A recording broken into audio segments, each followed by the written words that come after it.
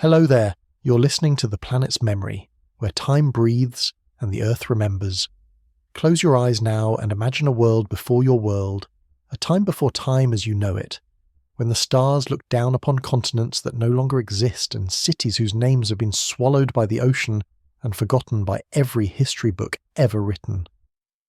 Tonight we travel together into the deepest mystery humanity has never solved. A question so profound that it shakes the very foundation of everything we think we know about who we are and where we came from. What if the first civilization, the true first civilization that walked this earth tens of thousands of years before the pyramids, before Sumer, before any name you learned in school, what if they never really died at all?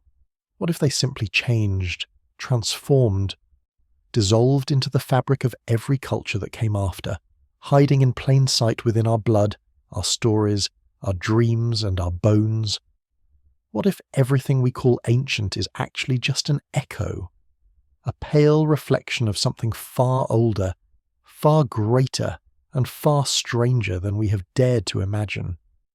This is not a story about ruins or artifacts. This is a story about ghosts. The ghosts of a people who walked between worlds, who spoke to the earth itself, and who left behind not monuments of stone, but something far more lasting, something that lives inside you right now as you listen to these words in the darkness. So let yourself drift now, let your breathing slow, and allow me to take you on a journey to the ghost continent, to the civilization that never died because it learned the greatest secret of all: how to live forever by becoming everything. Rest now and listen, because the oldest story in the world is about to begin again. The winter night carries whispers from a place that exists only in the margins of memory, in the fragments of myths that every culture shares but no one can explain. These are the stories your ancestors told around fires that burned when the world was young, when ice still covered half the earth and the coastlines looked nothing like the maps you know today. Somewhere in that forgotten time, somewhere beneath the waves or buried under miles of sediment and jungle and sand, there existed a people who had already solved the riddles we still struggle with today. They had looked up at the stars and understood what they were seeing. They had looked into their own hearts and mapped the geography of human consciousness. They had built something extraordinary, not merely buildings or cities, but an entire way of seeing, an entire way of being that was so advanced, so perfectly adapted to the rhythms of the planet, that when catastrophe came, they did not fight it. They transformed with it. They became the catastrophe, and then they became what came after. Tonight we will walk in their footsteps, though those footsteps were washed away millennia ago. We will speak their names, though their names have changed 1,000 times. We will see their faces in every face, because that is exactly what they intended. This is the story of the first civilization, the ghost civilization, the one that understood that death is only another kind of birth. In the beginning there was ice, and there was water, and there was land that connected places now separated by vast oceans that would swallow entire nations if they tried to cross. This was the world of 20,000 years ago, a world so different from ours that if you could stand upon its shores you would not recognize a single coastline or mountain range.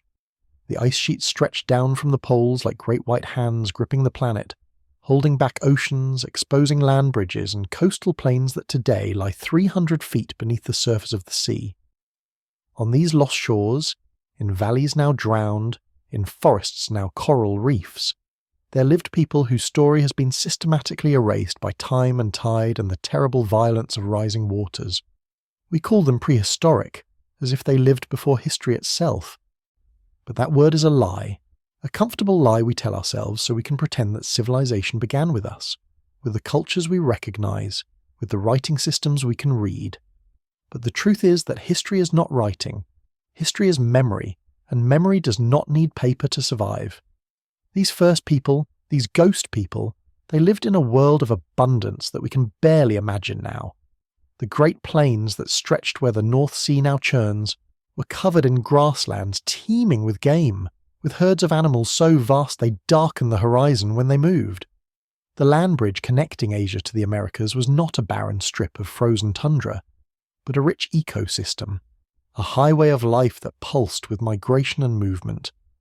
The continental shelves that today are fishing grounds were once river valleys and coastal meadows where villages prospered and children played and elders told stories under stars so bright they cast shadows.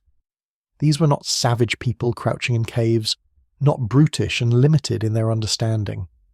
The evidence, what little we have found, suggests something very different, something that makes archaeologists uncomfortable, because it disrupts the neat narrative of steady progress from primitive to civilized. The evidence suggests that these people were watching the skies with precision, marking the movements of stars and planets, building structures aligned to celestial events, with an accuracy that requires not just observation but mathematics, not just mathematics, but philosophy. Not just philosophy, but a worldview that saw the earth and sky as one integrated system. They understood cycles in ways we have forgotten. They knew that the ice would not last forever, that the world was always changing, always dancing between extremes of cold and warmth, wet and dry, abundance and scarcity. Their myths were not fantasies, but encoded information, survival knowledge passed down through generations in the form of stories, because stories are what humans remember best. Stories are what survive when everything else is destroyed. In these stories, which fragments of we still possess scattered across cultures separated by thousands of miles, there are patterns, repeating themes that cannot be explained by coincidence. The flood myths that appear in nearly every ancient culture from Mesopotamia to China to the Americas. They do not describe different floods, they describe the same flood, the great drowning that happened when the ice melted and the seas rose, and the world that had existed for thousands of years was swallowed in the span of a few human lifetimes. But these myths contain something else too, something strange and persistent. They describe beings who came before, wise ones, teachers, culture bringers who arrived in boats or descended from the sky, or emerged from the waters to teach humanity the arts of civilization, agriculture, astronomy, writing, law, and architecture. Every culture has these figures. The Sumerians called them the Apkallu. The Egyptians spoke of the gods who ruled before the pharaohs. The Maya told of Kukulkan and the Aztecs of Quetzalcoatl, feathered serpents who brought knowledge. The Hindu texts describe the 7 rishis who preserved knowledge through the last great destruction. These stories are always placed in deep antiquity, in a time before time, and they always describe the same thing: the arrival of knowledge from a previous world, from people who survived something terrible and brought their wisdom forward like a torch through the darkness. Who were these people really? Not gods, not aliens, not supernatural beings, but humans like you. Humans who had developed something precious and who watched it being destroyed by forces beyond their control. Imagine living in a world where the climate is changing so rapidly that within a single lifetime the place you were born has become unrecognizable. Imagine watching the seas rise year after year, swallowing the coastal cities, the ports, the agricultural lands, driving millions of refugees inland into territories already occupied, creating wars and famines and a cascade of collapse. Imagine possessing knowledge, great knowledge about astronomy and agriculture and medicine and architecture, and knowing that unless you act, unless you preserve what you know, it will all be lost in the chaos. This is what they faced. This is the crucible in which they made their choice. They could not save their civilization in its current form. The world was ending. But they could save the knowledge. They could save the essence. They could plant seeds that would grow again when the waters receded and the survivors began to rebuild. So they did something extraordinary, something that would echo through all of human history. They dispersed. They became refugees, but refugees with a mission. They got into their boats, their reed boats and wooden vessels, and they sailed away from the drowning coasts, carrying with them not gold or jewels, but something far more valuable: the accumulated knowledge of thousands of years. They went everywhere. Some sailed east along the Asian coasts. Some went west toward Europe.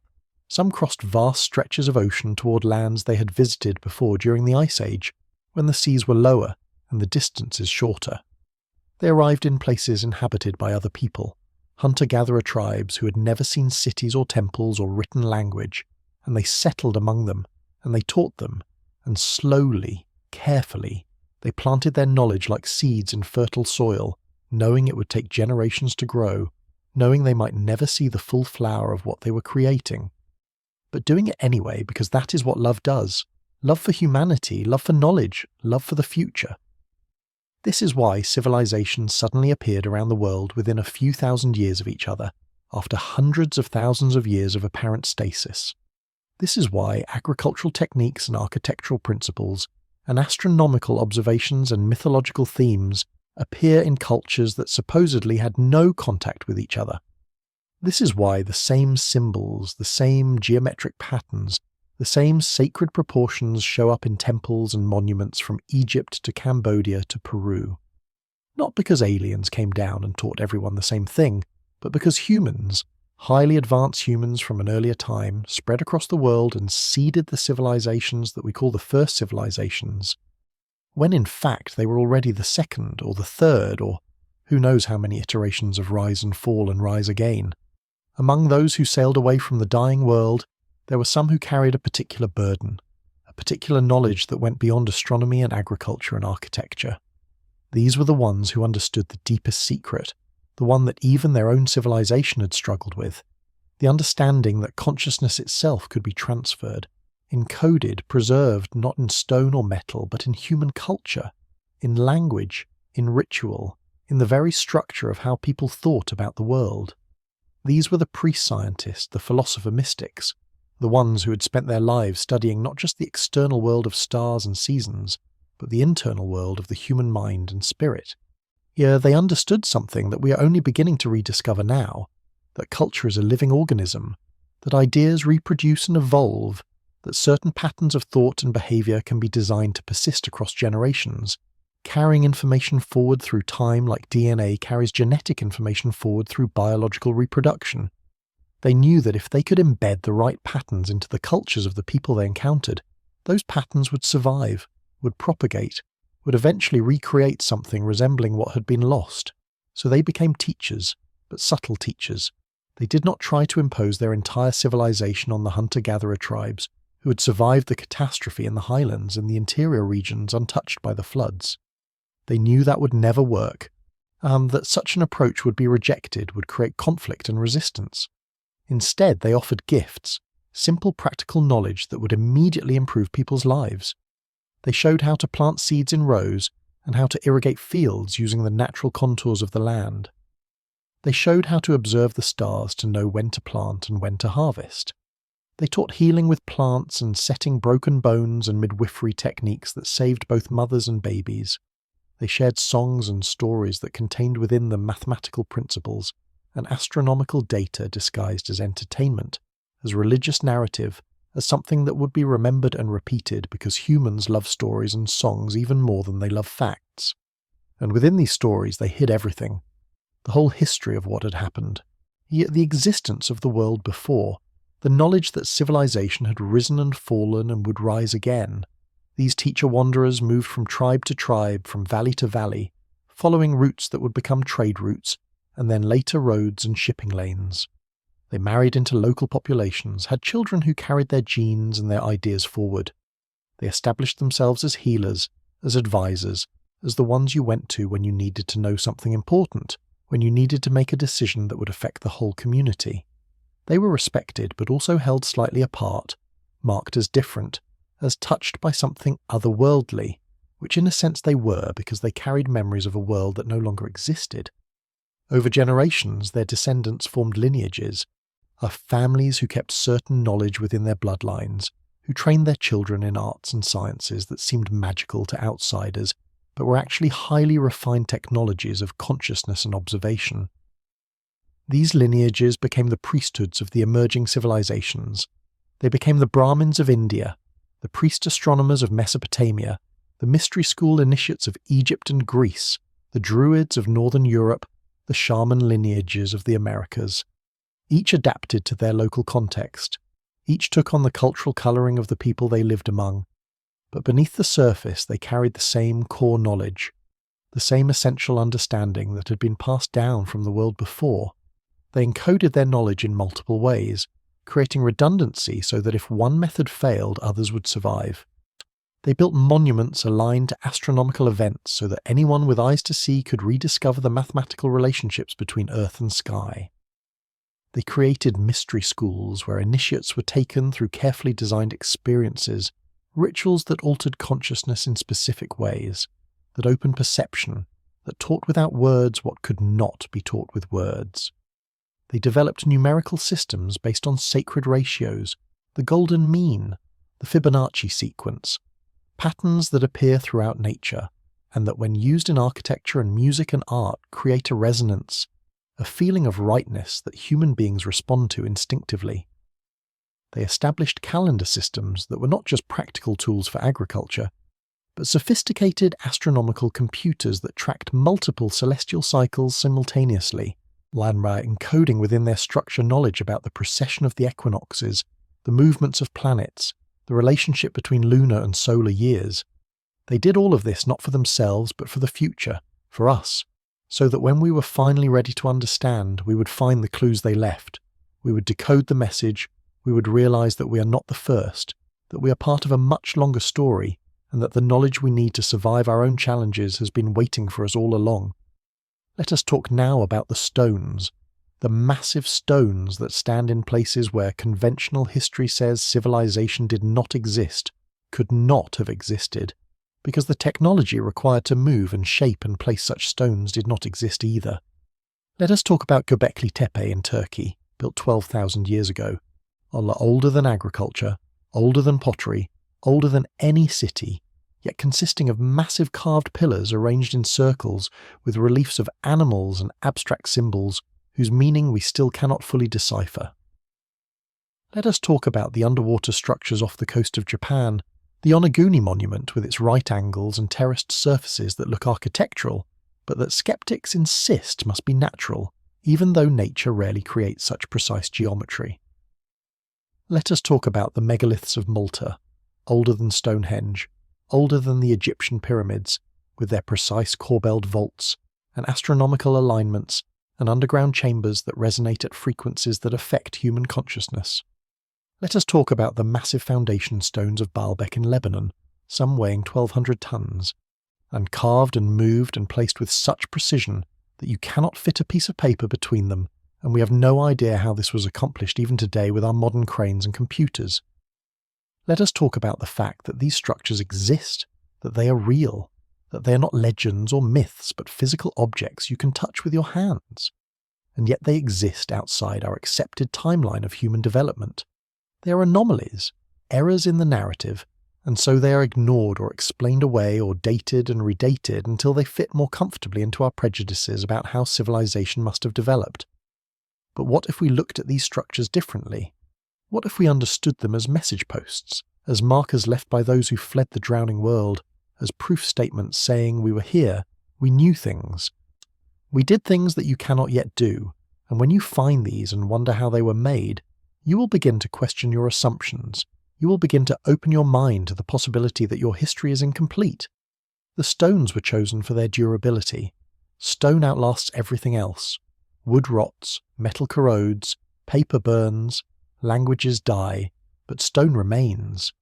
So they worked in stone, and they worked on a scale that could not be ignored or destroyed easily, that would survive floods and earthquakes and the slow erosion of wind and rain. They placed these stones in patterns, alignments that point to stars, that mark solstices and equinoxes, that create sight lines to specific points on the horizon where celestial events occur. These alignments serve dual purposes. They are practical, useful for maintaining accurate calendars, essential for agriculture and navigation. But they are also proof of sophisticated astronomical knowledge, demonstration that the builders understood the mechanics of the solar system, that they had observed and calculated and predicted celestial movements over long periods of time.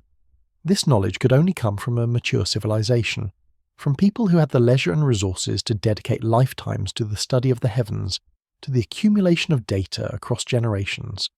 Consider the Great Pyramid of Giza, which mainstream archaeology dates to 4,500 years ago, to the 4th dynasty of Egypt, to the reign of Khufu.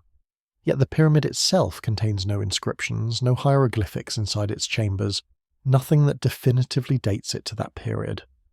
What we do have are inscriptions from Khufu's time claiming that he restored or completed or dedicated the pyramid. But these inscriptions are located in places that suggest they were added later, that they claim credit for something that was already there. The pyramid itself, in its construction, in its mathematical precision, in its alignment to true north accurate to within tiny fractions of a degree, in its embodiment of the value of pi and the golden ratio and the dimensions of the Earth itself scaled down at a ratio of 1 to 43,200. This structure demonstrates knowledge that should not exist in what we are told was an emerging Bronze Age civilization. The blocks weighing 70 tons each placed hundreds of feet in the air, fitted together with such precision that the variance is measured in millimeters. This is not primitive technology. This is master technology. And surrounding the Great Pyramid are other structures, the Sphinx with its water erosion patterns that geologists say indicate exposure to heavy rainfall, the kind of rainfall that only occurred in that region during the end of the last ice age, thousands of years before the pharaohs. The temples built from massive blocks, some weighing 200 tons, moved somehow from quarries miles away and fitted together in the same precise manner as the pyramid itself. What if all of this, Giza and Göbekli Tepe and Baalbek and the sunken structures off Japan and India, what if all of these are remnants of the same project, the same deliberate effort by survivors of the ghost civilization to mark the world with their knowledge, to leave proof that they existed, here to create mysteries that would haunt us, that would prevent us from becoming too comfortable in our assumption that we are the pinnacle of human achievement? What if they knew that future civilizations would rise and fall, would go through their own cycles of growth and collapse, and that at crucial moments these structures would serve as reminders, as wake-up calls, as evidence that it has all happened before and could happen again? The stones are not just monuments. They are time capsules.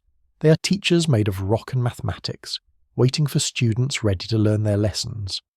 Some people dedicate their lives to studying these structures, measuring every angle, calculating every ratio, searching for the hidden knowledge embedded in their proportions. They find connections that seem too perfect to be coincidence, relationships between dimensions that encode universal constants, mathematical relationships that demonstrate knowledge of the Earth's size and shape and rotation. And when they publish their findings, they are dismissed by mainstream academia, called pseudoscientists and fantasists, because their discoveries do not fit the accepted narrative. But the stones do not care about our narratives. The stones stand where they have always stood, silent and patient, waiting for us to become wise enough to read their message. Now we must speak of symbols, those strange signs and marks that appear on cave walls and ancient pottery and temple reliefs, symbols that seem to repeat across cultures with no apparent connection, symbols whose meanings have been lost or deliberately hidden. Encoded messages from the ghost civilization that whisper to us still if we know how to listen. There is a language older than any language we know, a visual grammar of spirals and circles, zigzags and waves, handprints and geometric patterns that appears in the earliest human art and persists through every culture that came after. Archaeologists call these universal symbols, suggesting they arose independently because the human brain is wired to see patterns, to create meaning from shapes. But what if the truth is simpler and stranger? What if these symbols are not independent inventions but inherited knowledge, a visual language taught by the teachers from the world before, a code deliberately designed to transcend spoken language, to communicate across the barriers that separate cultures and centuries? Consider the spiral, which appears in ancient rock art from Australia to Ireland to the Americas, carved into stone 5,000, 10,000, even 30,000 years ago. The spiral is not just decorative.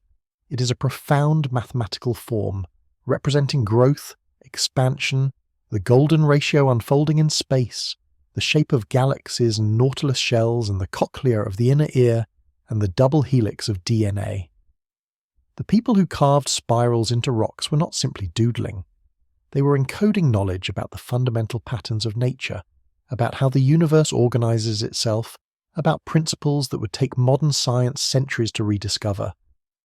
The spiral also represents cycles, the way time moves not in a straight line but in a gyre, returning to the same points but at different levels, the way seasons repeat but are never quite the same, the way civilizations rise and fall in patterns that echo each other across history.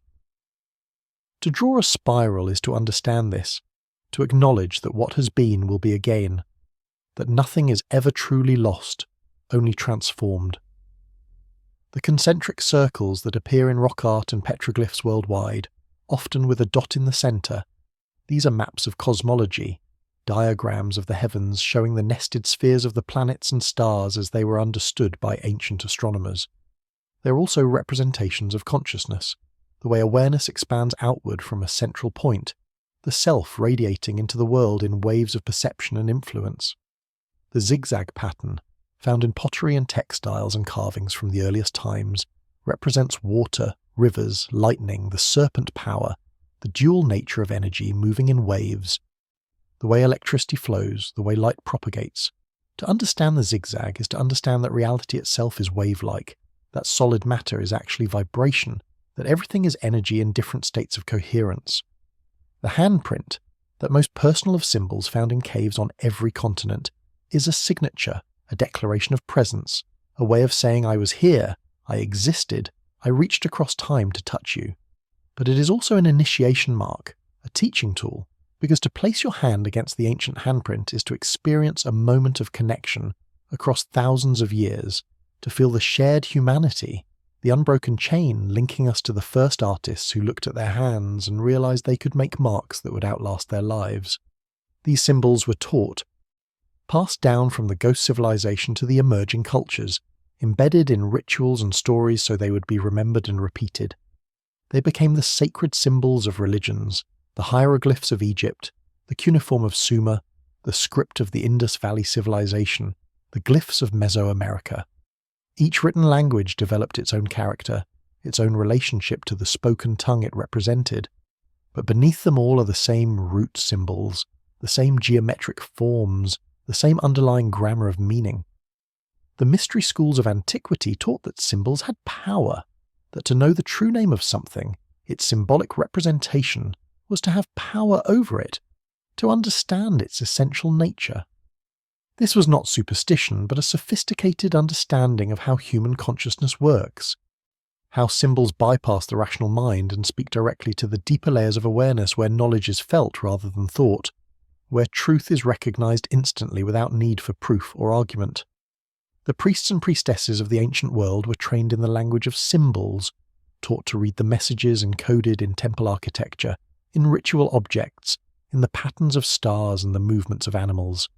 They learned to think symbolically, to see connections that others missed, to perceive the sacred geometry underlying the apparent chaos of nature.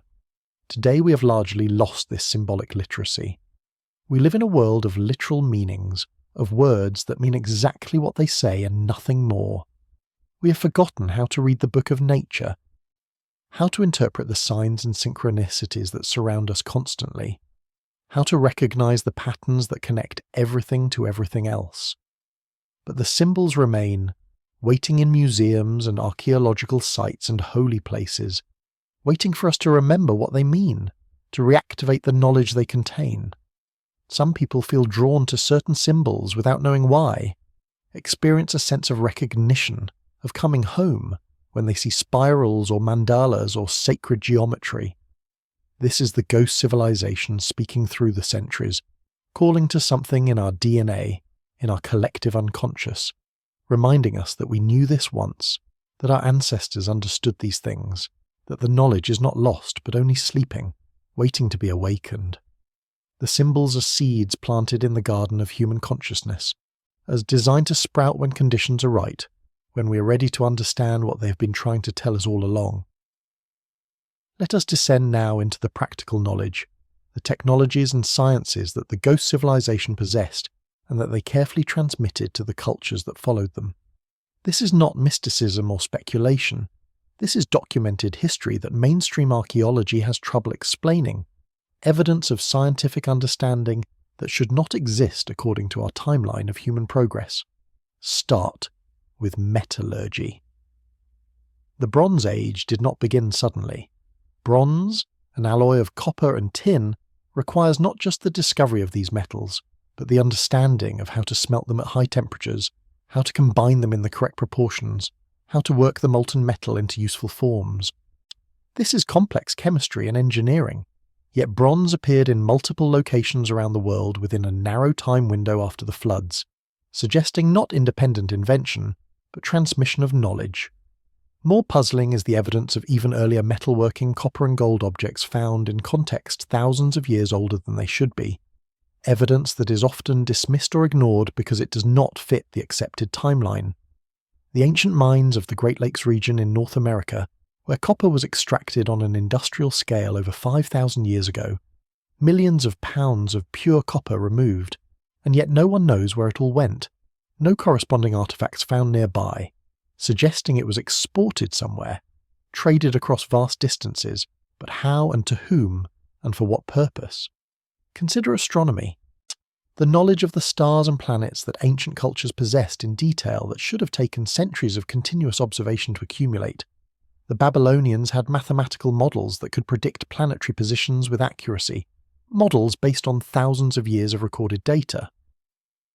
But civilization in Mesopotamia supposedly only began 5,000 years ago. Where did they get data stretching back further than their civilization existed? The Mayan calendar, which tracks multiple celestial cycles simultaneously, the solar year, the lunar month, the cycle of Venus, and most remarkably the precession of the equinoxes, a movement so slow that it takes 72 years for the position of stars to shift just 1 degree, requiring thousands of years of observation to detect and calculate. The Maya are said to have developed this calendar independently, emerging from Stone Age villages to suddenly produce one of the most sophisticated astronomical systems ever created. But the mathematics and the observational requirements make this highly improbable unless they inherited the foundation from an earlier source. The ancient Hindu texts speak of vast cycles of time, yugas lasting hundreds of thousands of years, and they describe astronomical configurations that only occur at intervals matching the precession cycle, suggesting their astronomers understood deep time, cosmic time, in ways that Western science only achieved in the last few centuries. The Antikythera mechanism, discovered in a shipwreck off the coast of Greece, dated to the 1st century BCE, is a bronze device containing dozens of precisely cut gears that form an analog computer for calculating astronomical positions and predicting eclipses. When it was first X-rayed and studied, scientists were shocked because nothing else like it appears in the historical record for another 1,000 years. It represents a level of mechanical sophistication that seems to come out of nowhere, but actually it comes from the long tradition of astronomical science that stretches back to the Ghost civilization, a tradition that was maintained in the mystery schools and transmitted through lineages of craftsmen and scholars who understood they were preserving knowledge older than their own cultures. The ancient Egyptians demonstrated knowledge of medicine that would not be rediscovered until the modern era. The Edwin Smith Papyrus, and dating to around 1600 BCE but copied from much older sources, contains descriptions of surgical procedures, anatomical observations, treatments for injuries and diseases that show sophisticated understanding of the human body. They performed skull surgeries, trepanation, and some patients survived as evidenced by bone regrowth around the surgical site. They had remedies that modern testing has shown to be genuinely effective, antibacterial and antifungal compounds derived from plants and minerals.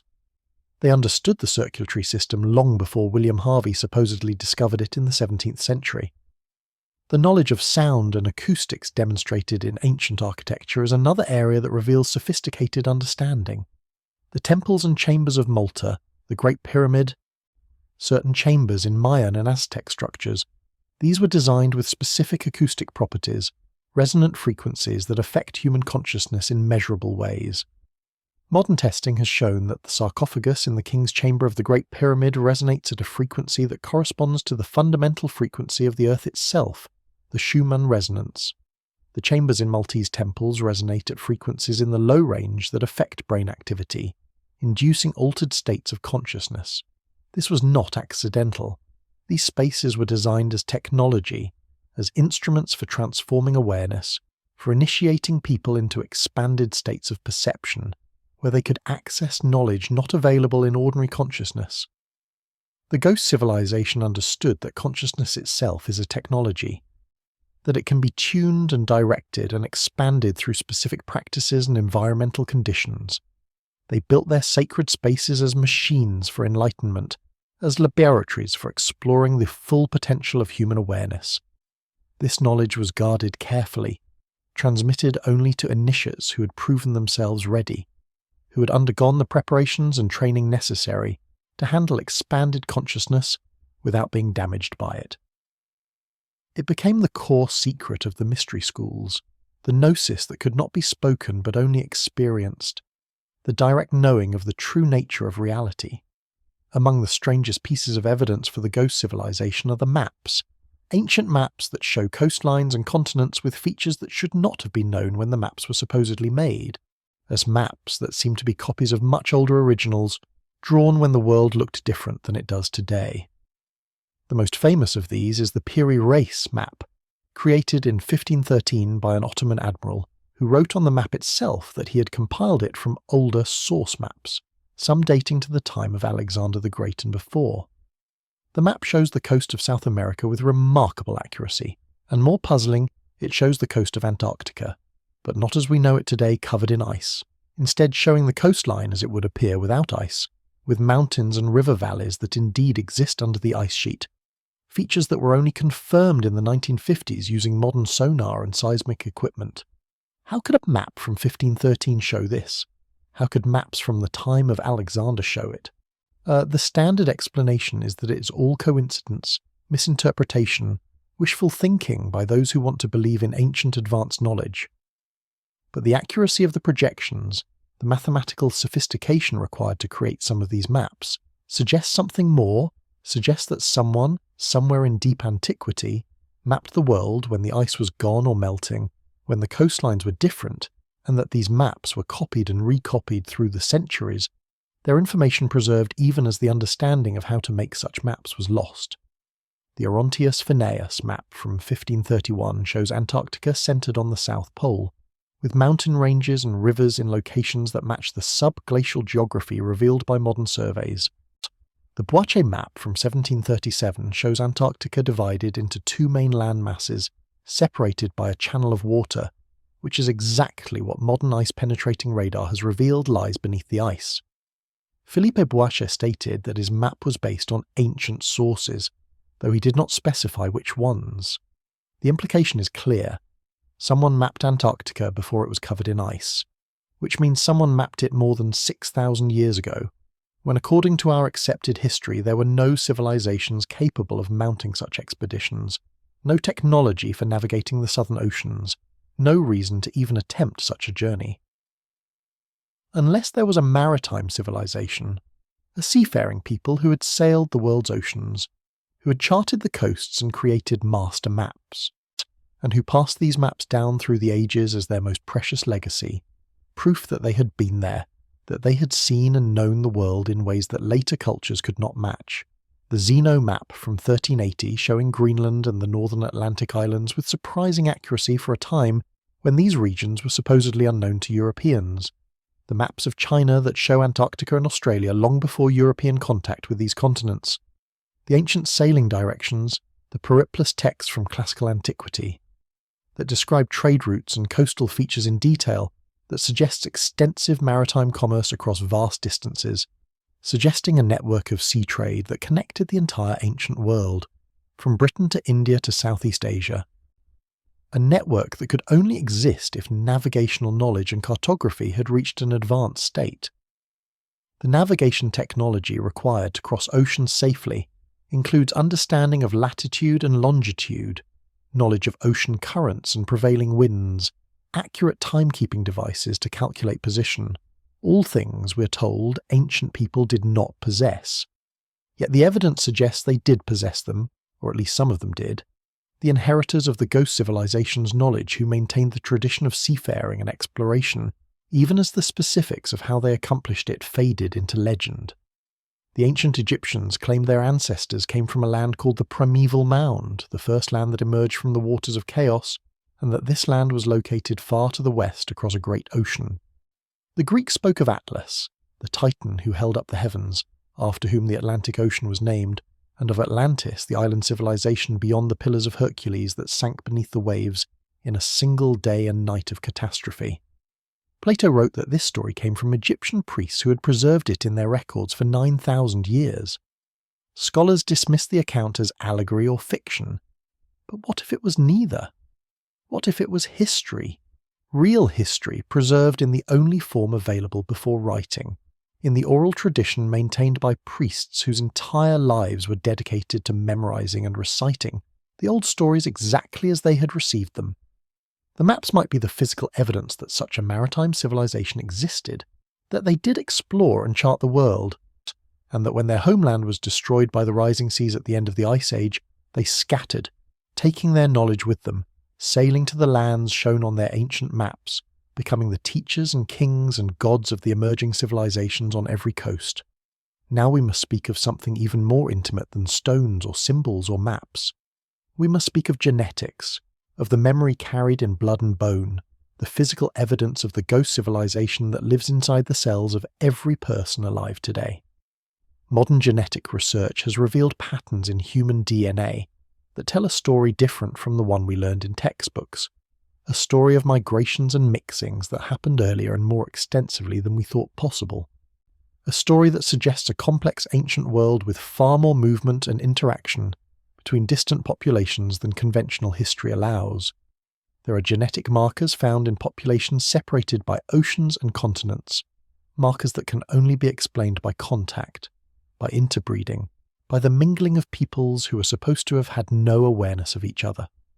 The presence of European genetic markers in ancient American populations, the presence of Asian genetic markers in ancient South American mummies, the complex patterns in Pacific Islander genetics that show multiple waves of migration from different source populations, mixing in ways that require advanced seafaring over thousands of miles of open ocean, the Denisovans, those mysterious extinct human relatives whose DNA we have found in a Siberian cave, turn out to have contributed genes to modern populations across Asia and the Pacific Islands, but also to Australian Aboriginals and even some South American groups, suggesting the Denisovans were widespread, that they were seafarers, that they mixed with modern humans across a vast geographic range in the deep past. The Neanderthals, whom we once thought of as primitive cousins we replaced without mixing with, actually contributed DNA to every non-African human alive today, and recent research suggests this mixing happened in multiple events over tens of thousands of years, suggesting sustained contact, suggesting Neanderthals and modern humans lived side by side, traded with each other, formed alliances, shared knowledge. What if the ghost civilization was not genetically uniform but was already a mixture? A blending of different human groups who had come together, who had combined their knowledge and abilities, creating a hybrid vigor both culturally and biologically? The blood types of humans show patterns that geneticists have difficulty explaining, particularly the distribution of the Rh-negative blood type, which appears in highest frequencies in Basque populations of Europe, but is also found scattered through populations worldwide. Rh-negative individuals lack a protein that is present in the vast majority of humans and in all primates, and the absence of this protein causes complications when Rh-negative mothers carry Rh-positive babies, a biological incompatibility that suggests Rh-negative represents a distinct lineage, perhaps one that developed in isolation for a very long time before mixing back into the general population. Thus, some researchers have speculated that Rh-negative blood is a marker of a specific ancient population, the remnant of a people who were already distinct tens of thousands of years ago, who might have been the leaders or priests of the ghost civilization, a genetic elite who later dispersed and mixed into various populations, leaving their blood type as a trace, a signature. This is speculation, but it is speculation based on the undeniable fact that human genetics is more complex, more mixed, more ancient than we assumed, and that there are patterns in our DNA that speak of populations and migrations and events that happened before recorded history. The study of mitochondrial DNA, which is passed down only through the mother line, has allowed researchers to trace maternal lineages back tens of thousands of years, identifying common ancestors and branching points where populations split and went their separate ways.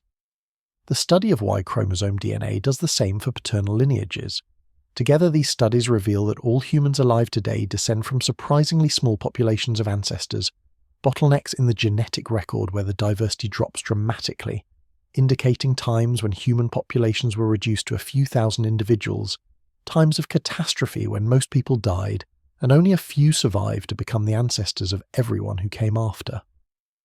These bottlenecks correspond to the time of the floods, to the end of the Ice Age when sea levels rose and the climate changed dramatically.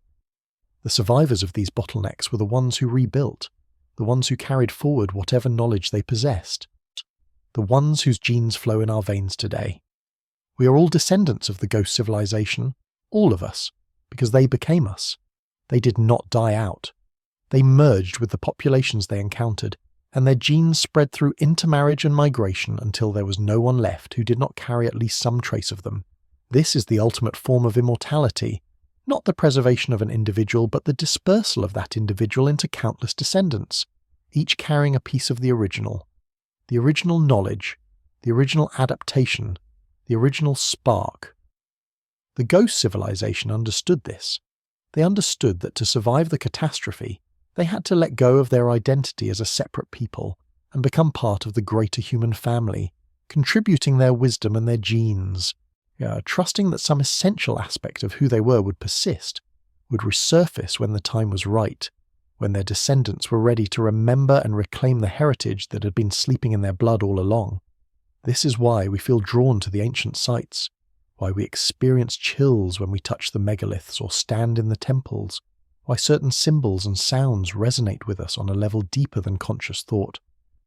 We are responding to our own ancestry, to the memory in our cells, to the voice of the ghost civilization calling to us from within, saying, remember who you really are, remember what you come from, remember that you are part of something ancient and vast and not yet finished. To understand how the first civilization changed form, we must first understand what destroyed their original form. What catastrophe was so complete that it erased almost all physical evidence of their existence and forced them to transform or perish. The end of the last ice age was not a gentle warming, not a gradual melting of the glaciers over millennia that gave people plenty of time to move inland and adapt. The evidence now emerging from multiple scientific disciplines paints a picture of sudden, violent, apocalyptic changes that happened within the span of a few generations, changes so rapid and so devastating that they would have destroyed any civilization no matter how advanced. Around 12,800 years ago, something happened. The temperature records preserved in ice cores show a sudden dramatic warming, a spike in temperature that occurred over just a few decades. Followed by a period of wild instability where the climate swung between warm and cold before finally settling into the stable warm period we still live in today. This event, called the Younger Dryas boundary, coincides with evidence of massive wildfires that burned across entire continents, with a layer of nanodiamonds and other materials in the geological record that suggest a cosmic impact, either a comet or asteroid that broke apart and struck the Earth in multiple locations, primarily over the ice sheets covering North America and Europe. The impact of cosmic objects on ice sheets miles thick would have resulted in unimaginable destruction. The energy released would have instantly vaporized millions of tons of ice, creating steam explosions that lifted vast quantities of water vapor into the atmosphere. The heated water would have triggered massive rainfall across the planet, not gentle rain, but torrential downpours that lasted for days or weeks, the kind of rain described in flood myths around the world, where the sky opened and the waters above fell to meet the waters below.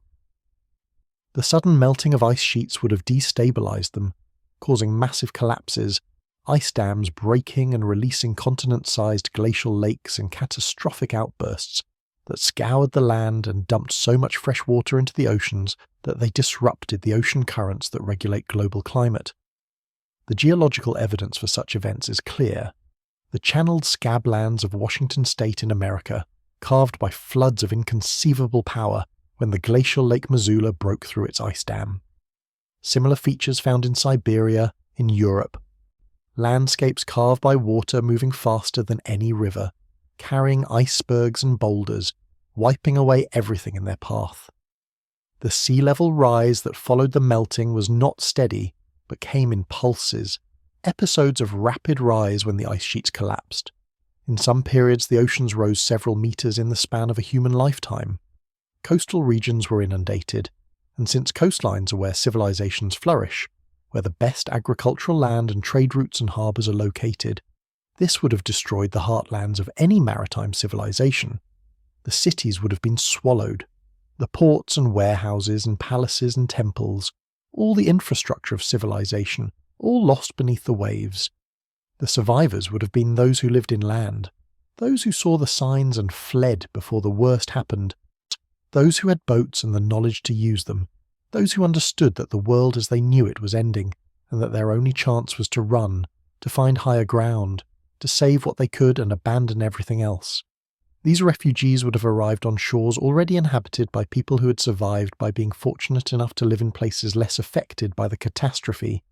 Highland regions, river valleys away from the coasts, forests and grasslands that continued to provide food even as the lowlands drowned. The coming together of these two groups, the survivors from the ghost civilization, with their advanced knowledge, and the tribal peoples who had lived more simply, but who had survived intact, this was the crucible in which the ancient civilizations we know were forged. The refugees could not simply rebuild what they had lost. They did not have the resources, the population, the stable environment. They had to adapt, to merge, to teach what they could, and learn what they needed from the people they found. Over time, the distinction between the two groups blurred. Intermarriage mixed the bloodlines. The passing of generations diluted the memory of the world before, until it became myth, became story, became something that had happened so long ago it seemed like it must have been a different world entirely. A golden age when gods walked the earth and everything was different. But within those myths the knowledge persisted, encoded, waiting. The flood survivors, the culture bearers, the teachers from the sunken world, they made sure of that. They established the priesthoods and the mystery schools. They trained successors generation after generation to carry the torch, to maintain the knowledge, to watch and wait for the time when civilization would rise again to a point where it could understand and use what had been preserved. The trauma of the catastrophe itself was encoded into human consciousness. Every culture carries the memory of a great destruction, a time of testing when the old world ended and a new world began. These stories are not just histories, they are warnings, reminders that catastrophe can come, that stability is temporary, that the earth itself is dynamic and dangerous, and that we survive only by staying alert, by remembering the lessons, by not becoming complacent. The ghost civilization lived through the catastrophe and learned the ultimate lesson, that nothing material lasts, that cities and empires are temporary, but that knowledge, if properly encoded, if woven into culture and language and genes, can survive anything. So they stopped trying to preserve things, and instead focused on preserving the essence, the ideas, the patterns, the seeds from which civilization could grow again. In this way they achieved a kind of immortality, not as individuals or even as a distinct people, but as the invisible foundation upon which all later civilizations were built. They are the ghosts in our machines, the whisper in our DNA, the dream of the golden age that haunts every human heart. In the myths of every ancient civilization, there appear beings who are described as teachers, as gods who came from elsewhere to instruct humanity in the arts of civilization. These are not myths about creation, yet not stories of gods who made the world or humanity itself, but stories about gods who arrived when humanity already existed and taught them how to live better, how to build and farm and organize society. The Sumerians called them the Anunnaki, those who came from heaven to earth, and described them as the ones who taught the black-headed people, as the Sumerians called themselves, how to establish cities and laws and writing. The Egyptian texts speak of the gods who ruled before the pharaohs, divine dynasties that stretched back thousands of years before the first human king, gods like Thoth who gave the gift of writing and knowledge, like Osiris who taught agriculture and civilization. In India, the Vedas describe the Devas and the 7 rishis who preserved and transmitted knowledge through the ages. In China, the culture heroes like Fuxi and Huangdi who taught the Chinese people agriculture, medicine and governance. In Mesoamerica, Quetzalcoatl and Kukulkan, the feathered serpents who brought the calendar and writing and the knowledge of the stars. These figures are remarkably consistent across cultures that supposedly had no contact with each other. They are described as taller than normal humans, often bearded in cultures where beards were rare, often with pale skin or unusual features. They arrived from across the sea or from the sky, meaning from somewhere else, somewhere beyond the horizon. They were wise and powerful, but also benevolent, teachers rather than conquerors, though they did establish themselves as rulers and priests as the aristocracy of the early civilizations. They founded dynasties. They built the first temples. They established the calendar systems and the religious rituals that defined each culture. And then, after a time, they departed or died, or ascended back to the heavens, leaving behind instructions to continue their work, to maintain the knowledge, to follow the path they had laid out. Their descendants became the priest-kings, the royal families who traced their lineage back to the gods, who claimed divine right to rule because they carried the blood of the teachers in their veins. This was not just propaganda. The ancient peoples truly believed it because it was true in a sense. The teachers were not gods, but they were the inheritors of the ghost civilization, carriers of knowledge so far beyond what the tribal peoples possessed that they might as well have been divine. The term gods is a mistranslation, a later interpretation of words that originally meant something like powerful ones or wise ones or the ancient ones. The texts themselves, when read carefully, describe these beings as flesh and blood, as capable of dying, as having needs and desires and limitations. They were human, but humans from somewhere else, from a time before, from the lost world. When they taught agriculture, they were not imparting divine magic but practical botany, the knowledge of which plants to cultivate, how to select seeds, how to irrigate and fertilize and rotate crops.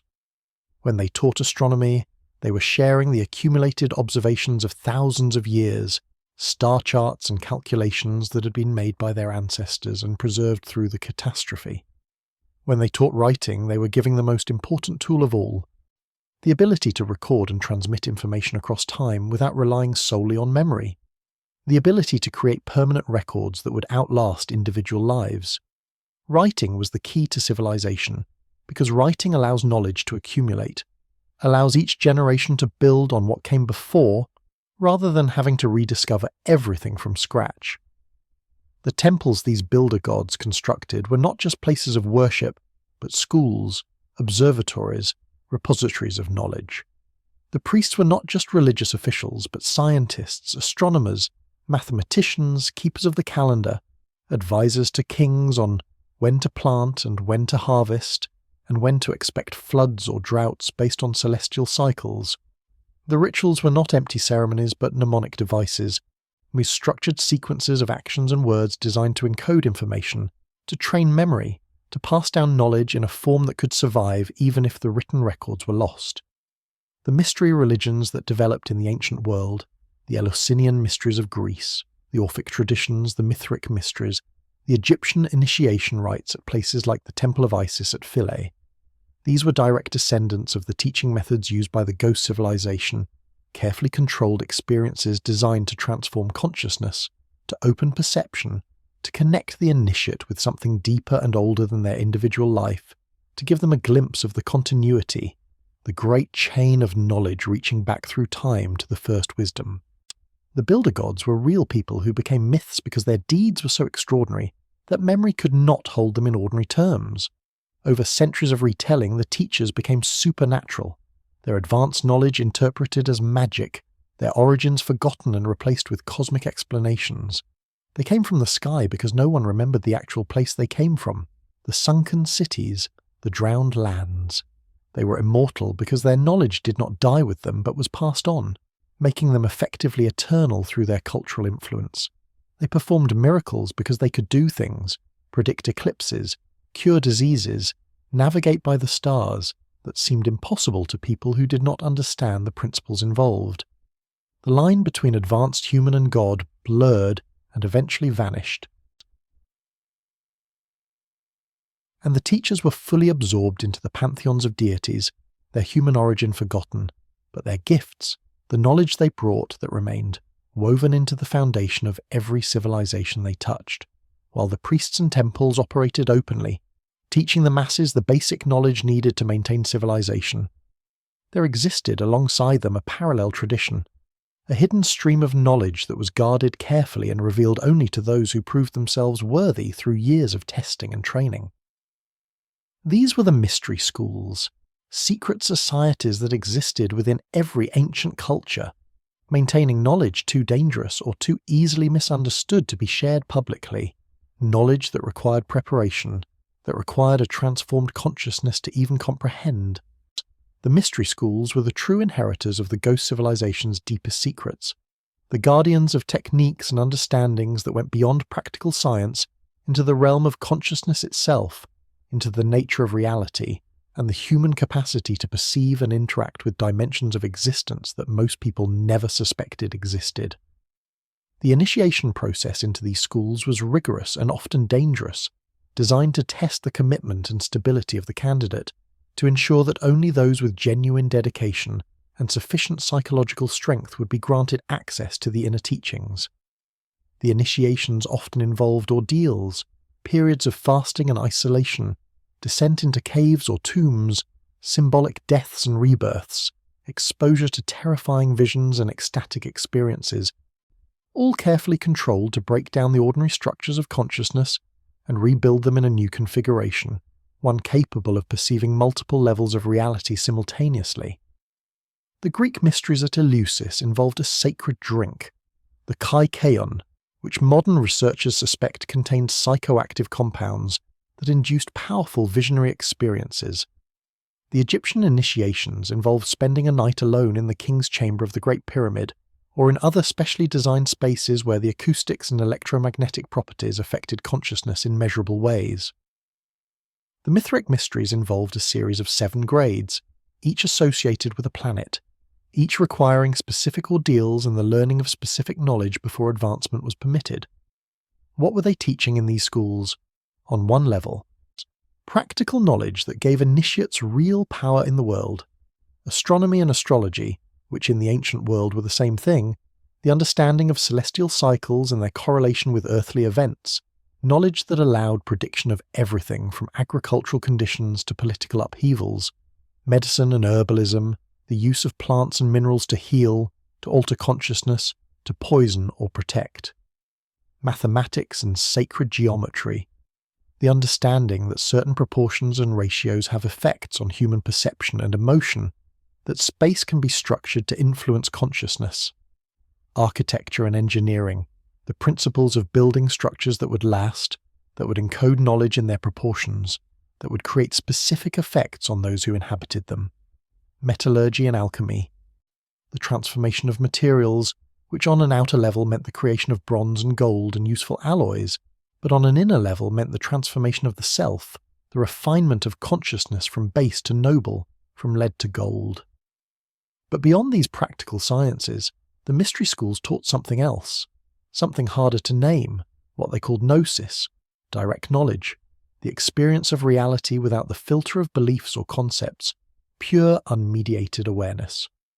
They taught that consciousness is not confined to the physical body, that through specific practices one could learn to extend awareness beyond the usual limits, to perceive at a distance, to access information not available through the physical senses, to communicate across space and time with other initiated minds. They taught that reality is not solid and fixed but fluid and responsive, that the focused will of a trained consciousness can affect matter and energy in ways that seem miraculous, but are actually applications of natural laws not yet understood by mainstream society. They taught that death is not the end but a transition, that consciousness persists, that the essential self is immortal and merely wears different bodies like garments, lifetime after lifetime, learning and growing and slowly remembering its true nature.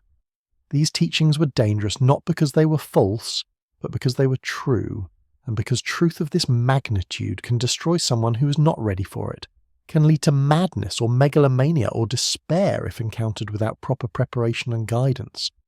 The mystery schools existed to provide that preparation, to guide seekers through the labyrinth of expanded consciousness, to help them integrate the experiences and knowledge into their lives without losing stability or compassion.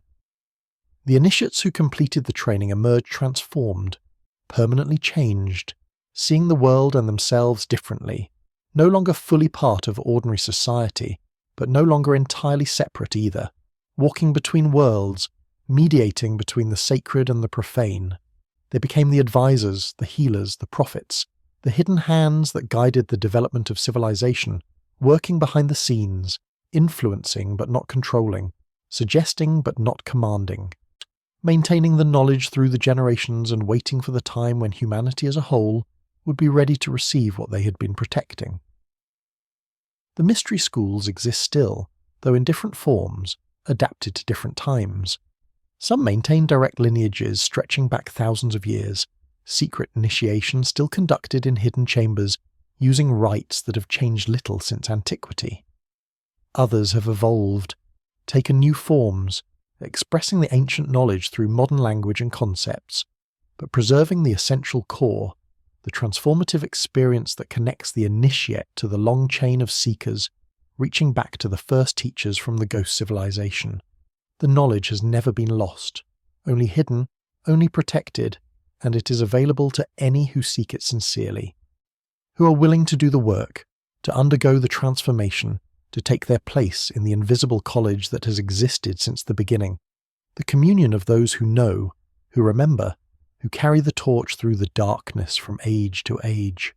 One of the deepest secrets guarded by the mystery schools was the understanding of humanity's relationship to the cosmos, the knowledge that we are not isolated beings on an insignificant planet, but integral parts of a vast interconnected system, that the movements of the stars and planets are not just distant events, but forces that influence life on Earth in specific measurable ways.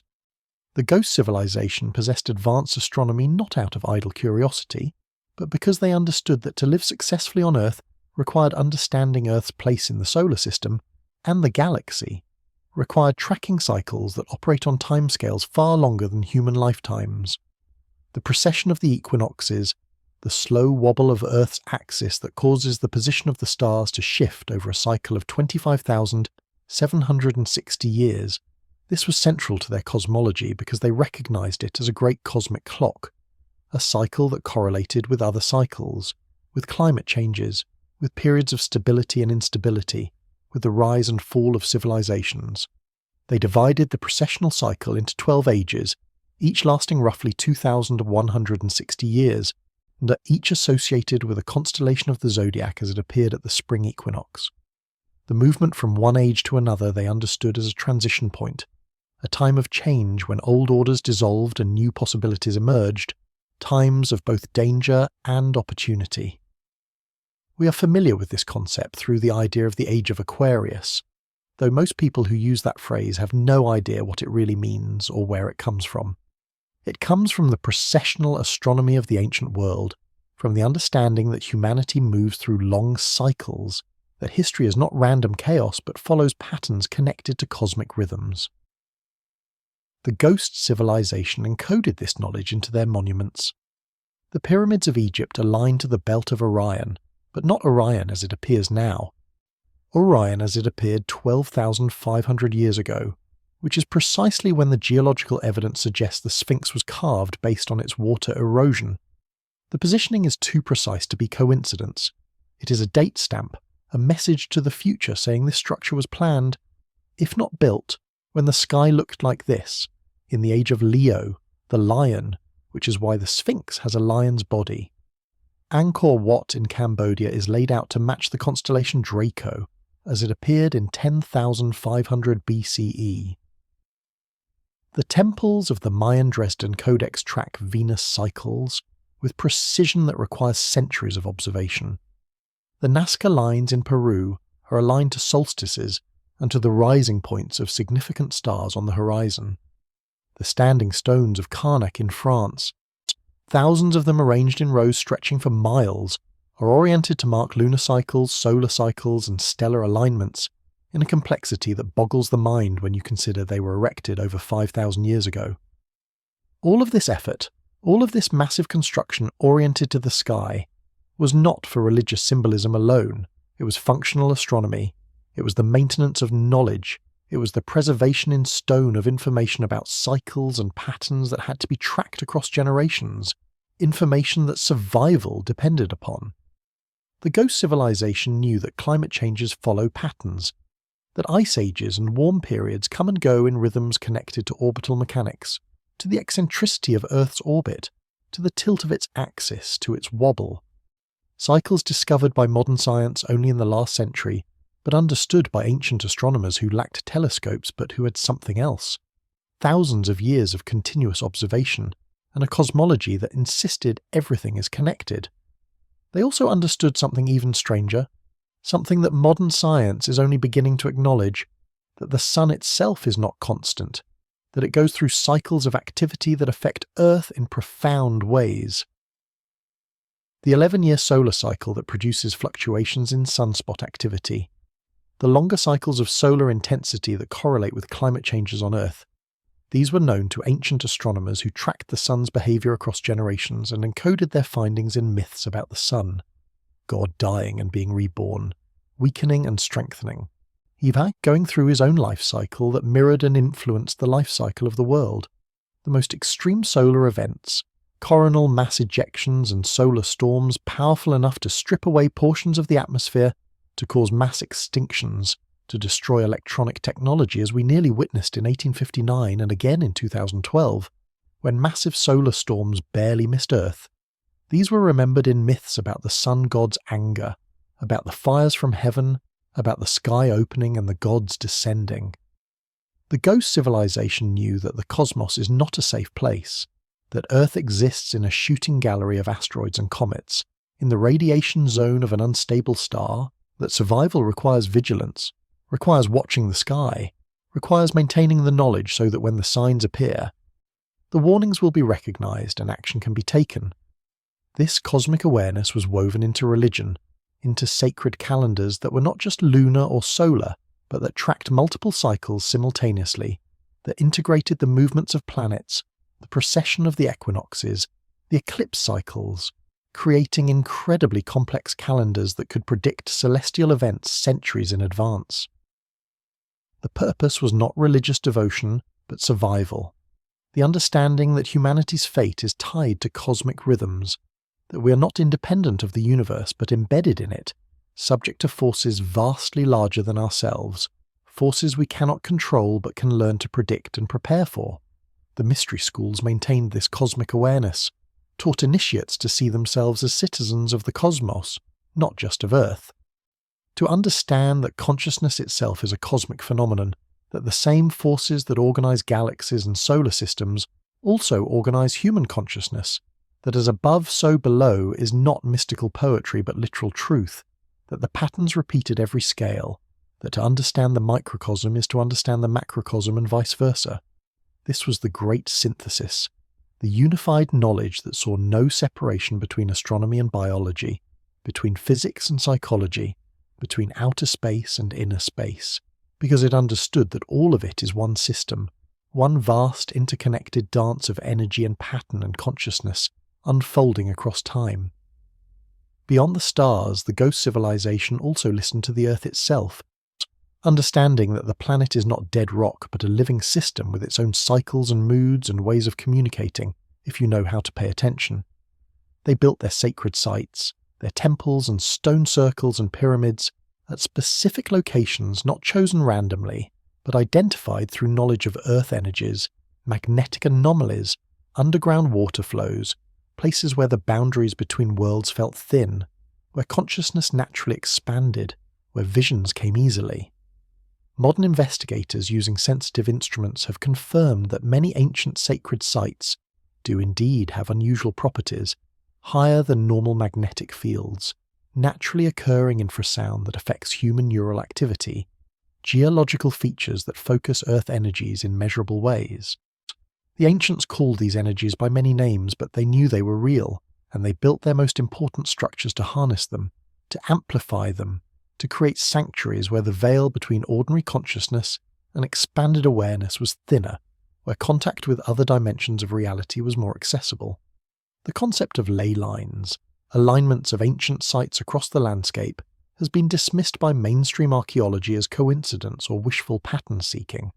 But the consistent testimony of indigenous peoples worldwide is that the Earth has energy pathways, veins of power that flow beneath the surface and that the places where these lines intersect are sacred, are potent, are where you go to communicate with the spirit world, to heal, to receive visions. Chinese geomancy, feng shui, is based entirely on the understanding of these earth energies, the dragon lines that carry qi through the landscape, and the art of positioning structures to harmonize with these flows rather than blocking or disrupting them. Every traditional culture had similar knowledge, the Australian Aboriginal songlines that map the energy pathways across the continent, the Native American understanding of power places and the paths that connect them, the European tradition of placing churches on ancient pagan sites not just to Christianize them, but because those sites were inherently powerful, were places where the presence of the divine, however you understood it, was more palpable. The ghost civilization understood that water holds and conducts energy, that underground streams and aquifers affect the energy of the land above them. That springs and wells were sacred because they were literally points where the life force of the earth emerged into the open, where the invisible became visible. They knew that stone, particularly certain types of stone like quartz and granite, could hold and emit electromagnetic energy, that stone circles and standing stones were not just markers, but functional devices, accumulators, and transmitters of earth energies that served purposes we can only guess at now. Some researchers have speculated these sites were used for healing, that the energy concentrations they created had therapeutic effects on human bodies and minds. Others suggest they were communication devices, that trained consciousness could use them to send and receive information across vast distances. A kind of telepathic network connecting initiates at different sacred sites around the world, allowing coordination and information sharing in a time before any form of electronic communication. This sounds fantastic, but the testimony of shamans and mystics across cultures consistently describes exactly this: the ability to communicate mind to mind across space, and the use of sacred sites as amplifiers for such communication. The placing of stones to create geometric patterns, circles and ellipses and complex astronomical alignments was also a form of mathematics inscribed on the land, a way of teaching principles of geometry and proportion that could be walked and experienced physically, not just studied abstractly. The landscape itself became a teaching tool, yet a text written in stone and earth that could be read by those with the knowledge, that encoded information about astronomy and geometry and earth energies in a form that would survive millennia, that could not be destroyed by fire or flood or the collapse of civilizations. The ghost civilization wrote their knowledge everywhere, redundantly, in multiple forms, in symbols and monuments and myths and technologies and genes, ensuring that even if most of it was lost, fragments would survive, seeds that could sprout when conditions were right. The earth itself is their archive, every ancient site a page in a book we're only beginning to learn how to read. And the reading requires not just archaeology, but also sensitivity, intuition, the willingness to experience these places with an open awareness, to feel what they communicate beyond what can be measured or analysed. The deepest technology of the ghost civilization was not their astronomy, or their architecture, or their mathematics, profound as all of these were. The deepest technology was their understanding of consciousness itself, their ability to systematically explore and map the inner territories of awareness, using techniques that have been largely forgotten by modern civilization, but that persist in fragmentary form in meditation traditions, in shamanic practices, in the exercises of mystics and yogis who spend lifetimes learning to do things with their minds that most people consider impossible. The ghost civilization did not just stumble upon these abilities. They developed them deliberately, scientifically, testing and refining techniques over thousands of years, whole creating a sophisticated technology of inner development that was transmitted through the mystery schools and that formed the secret core of their knowledge. They understood that consciousness is not limited to the waking state we inhabit most of the time, that this ordinary awareness is actually a narrow band in a much broader spectrum of possible states, each with its own characteristics, its own ways of perceiving, its own access to different kinds of information. They mapped this spectrum carefully, identifying and naming different states, different levels of depth or altitude depending on the metaphor you prefer, and they developed methods for reliably entering each state, for navigating in these altered conditions, for bringing back what was learned there into ordinary awareness.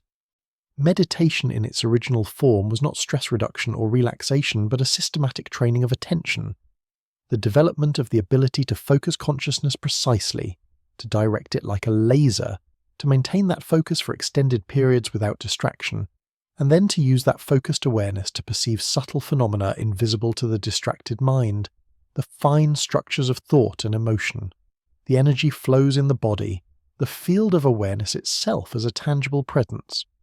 They use sound systematically, understanding that specific frequencies affect consciousness in predictable ways, that rhythm entrains brainwaves, that chanting and drumming and singing can induce trance states where the boundaries of self soften and expand. The chambers they built with specific acoustic properties were laboratories for this research, spaces where sound could be used to facilitate altered states, where initiates could experience directly the transformative power of resonance and vibration. They used fasting and sensory deprivation, deliberately inducing stress on the organism to trigger unusual states of consciousness, visions and insights that emerge when the ordinary filters of perception are weakened. The vision quest traditions of Native American cultures, where young people would go alone into the wilderness for days without food or water until they received a vision that gave them their adult identity and purpose. This was not random suffering, but a deliberate technology, a tested method for inducing the kind of consciousness shift that allows direct knowing. Direct communication with deeper layers of reality. They used plants, sacred medicines, entheogens, psychoactive substances that reliably produce profound alterations of consciousness, that dissolve the ego boundaries and allow experience of unity, of the interconnection of all things, of the presence of intelligence and intention woven through the fabric of reality. Every traditional culture has such plants, used ceremonially under careful conditions with experienced guides who know how to navigate the territories these substances open, who can interpret the visions and help integrate the insights.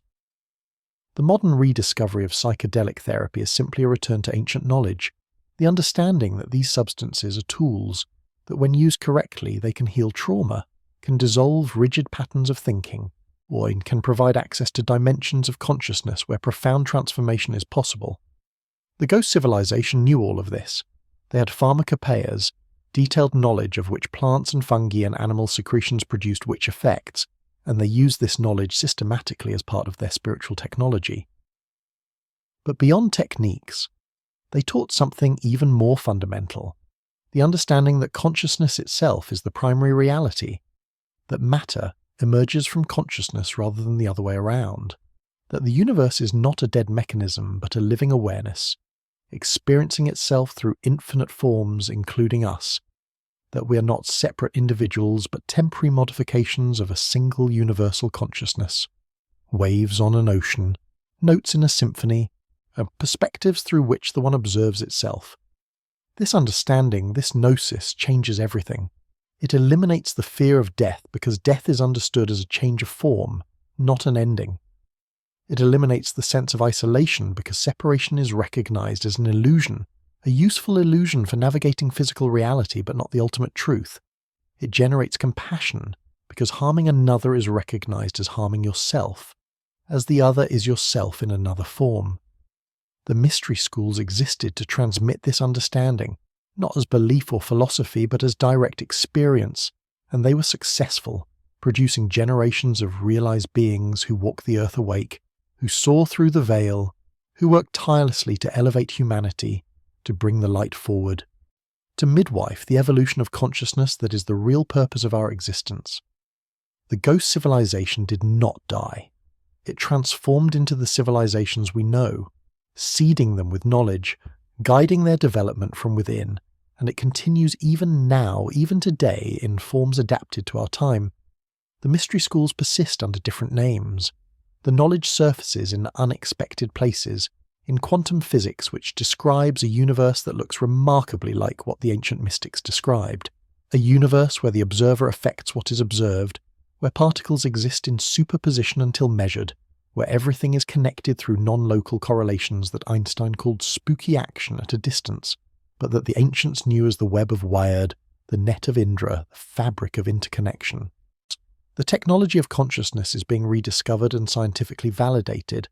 meditation studied in laboratories, neuroplasticity demonstrating that consciousness can reshape the physical brain, quantum biology revealing that quantum effects operate in living systems, that consciousness may be a quantum phenomenon using the brain as its interface with the physical world but not reducible to brain activity. The ancient symbols are resurfacing, the spiral and the sacred geometry finding new expression in fractal mathematics, in the discovery that the same patterns repeat at every scale from galaxy clusters to quantum foam, that the universe is holographic with each part containing information about the whole. The great work continues, the work of awakening, the work of remembering what we forgot, of reclaiming the knowledge that was never truly lost, only hidden, waiting for us to mature enough to receive it without destroying ourselves. We are living through a transition period, an age shift, one of those turning points in the great processional cycle where everything changes, where the old forms dissolve and new possibilities emerge.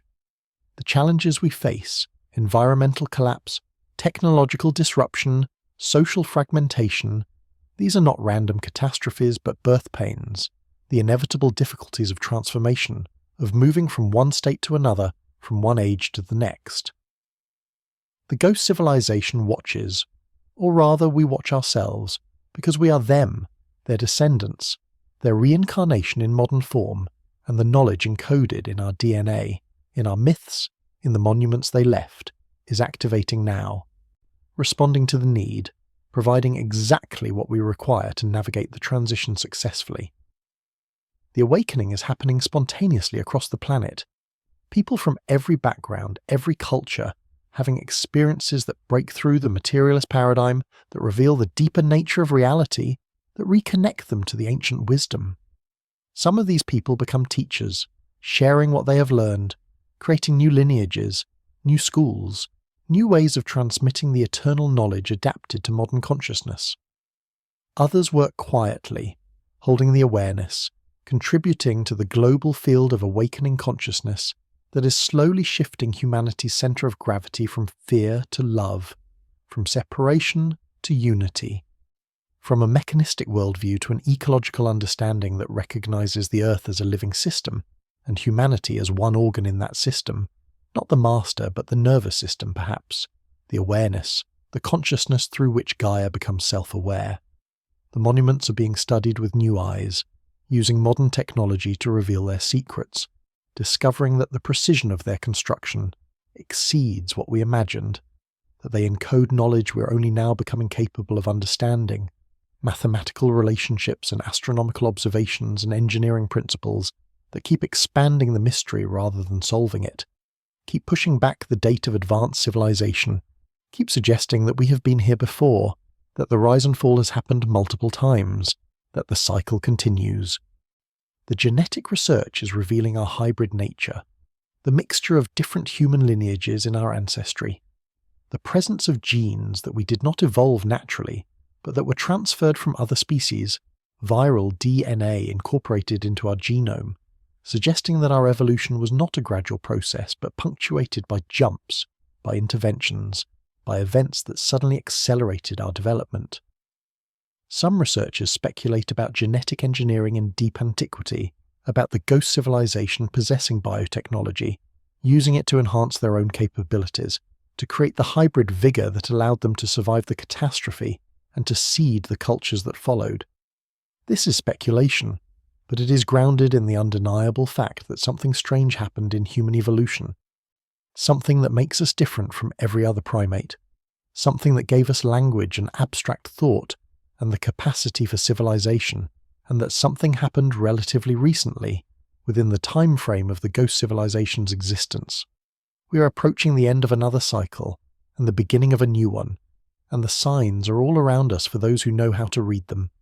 The climate is changing, not just because of human activity, but because the Earth itself goes through cycles, ice ages and warm periods, and we are at the peak of the warm period, the point where the next shift begins. The magnetic field of the Earth is weakening, preparing for a reversal, as it has done hundreds of times before, a reversal that will temporarily leave us unprotected from cosmic radiation, that will trigger massive changes in weather and climate, and that may affect human consciousness itself if the theories about magnetism and brain function are correct. The Sun is entering a phase of heightened activity, solar maximum, when the probability of massive solar storms increases, when the plasma ejections that could disable our entire technological infrastructure become more likely. These are not apocalyptic predictions, but observations of natural cycles. The same cycles the Ghost civilization watched and prepared for. The cycles they encoded in their calendars and monuments so that we would be warned, would be ready, would understand that change is coming, and that the only way through is transformation. The question is whether we will transform consciously or be transformed by catastrophe. Whether we'll learn the lesson the Ghost civilization learned and choose to change before being forced to change. Whether we will become like them, become the next iteration of the cycle, the civilization that survives by letting go of form and preserving essence. The possibility exists now as never before because we have global communication, because the knowledge that was scattered and hidden can be brought together, can be shared freely, can reach every person on the planet who has access to the internet. The mystery schools are going public, not revealing everything but revealing enough, offering introductory teachings that were once reserved only for initiates, trusting that enough people are ready, that the collective consciousness has risen to the point where these teachings will be used wisely rather than abused. The ancient texts are being translated and studied by people outside the academic priesthood, people who approach them with intuition and spiritual sensitivity, who find meanings that the scholars missed, who recognize the encoded knowledge because they have themselves had the experiences the texts describe. The indigenous peoples who maintained the oral traditions through all the centuries when they were dismissed as primitive and ignorant are now being listened to. Their knowledge of how to live in harmony with the earth, their understanding of plant medicines, their awareness of the sacred, all of this is being recognized as vitally important, as knowledge we need to relearn if we are to survive. The convergence is happening, the great coming together of science and spirituality, of ancient wisdom and modern knowledge, of indigenous traditions and technological capabilities, creating the possibility of a new synthesis, a new civilization that incorporates the best of everything that came before, that learns from the mistakes, that does not repeat the pattern of rise and collapse, but that finds a sustainable way forward, a way of living that honors the earth, that recognizes the sacred, that develops technology in harmony with nature rather than in opposition to it, that understands consciousness is the foundation, and matter is the manifestation rather than the other way around. This is the great work we are all called to now. Whether we realize it consciously or are simply feeling the pull, the sense that something important is happening, that we are here at this time for a reason, that each of us has a role to play in the transformation. The Ghost civilization is not outside us watching. It is inside us, awakening, remembering itself through us, becoming conscious again after millennia of sleep. We are the return. We are the cycle completing itself and beginning anew. The knowledge preserved in DNA and myth and monument is activating, expressing itself through our art and science and spirituality, creating new forms that carry the ancient essence forward. The teachers from the world before are not gone. They are here, wearing our faces, speaking with our voices, working through our hands, because they became us, and now we are becoming conscious of them, of what we carry, of what we have always been. The story is not ending.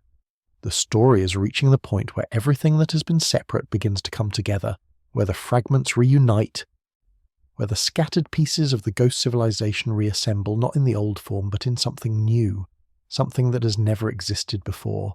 The conscious integration of all human knowledge and wisdom into a global culture that honors diversity while recognizing unity, that celebrates the individual while serving the whole.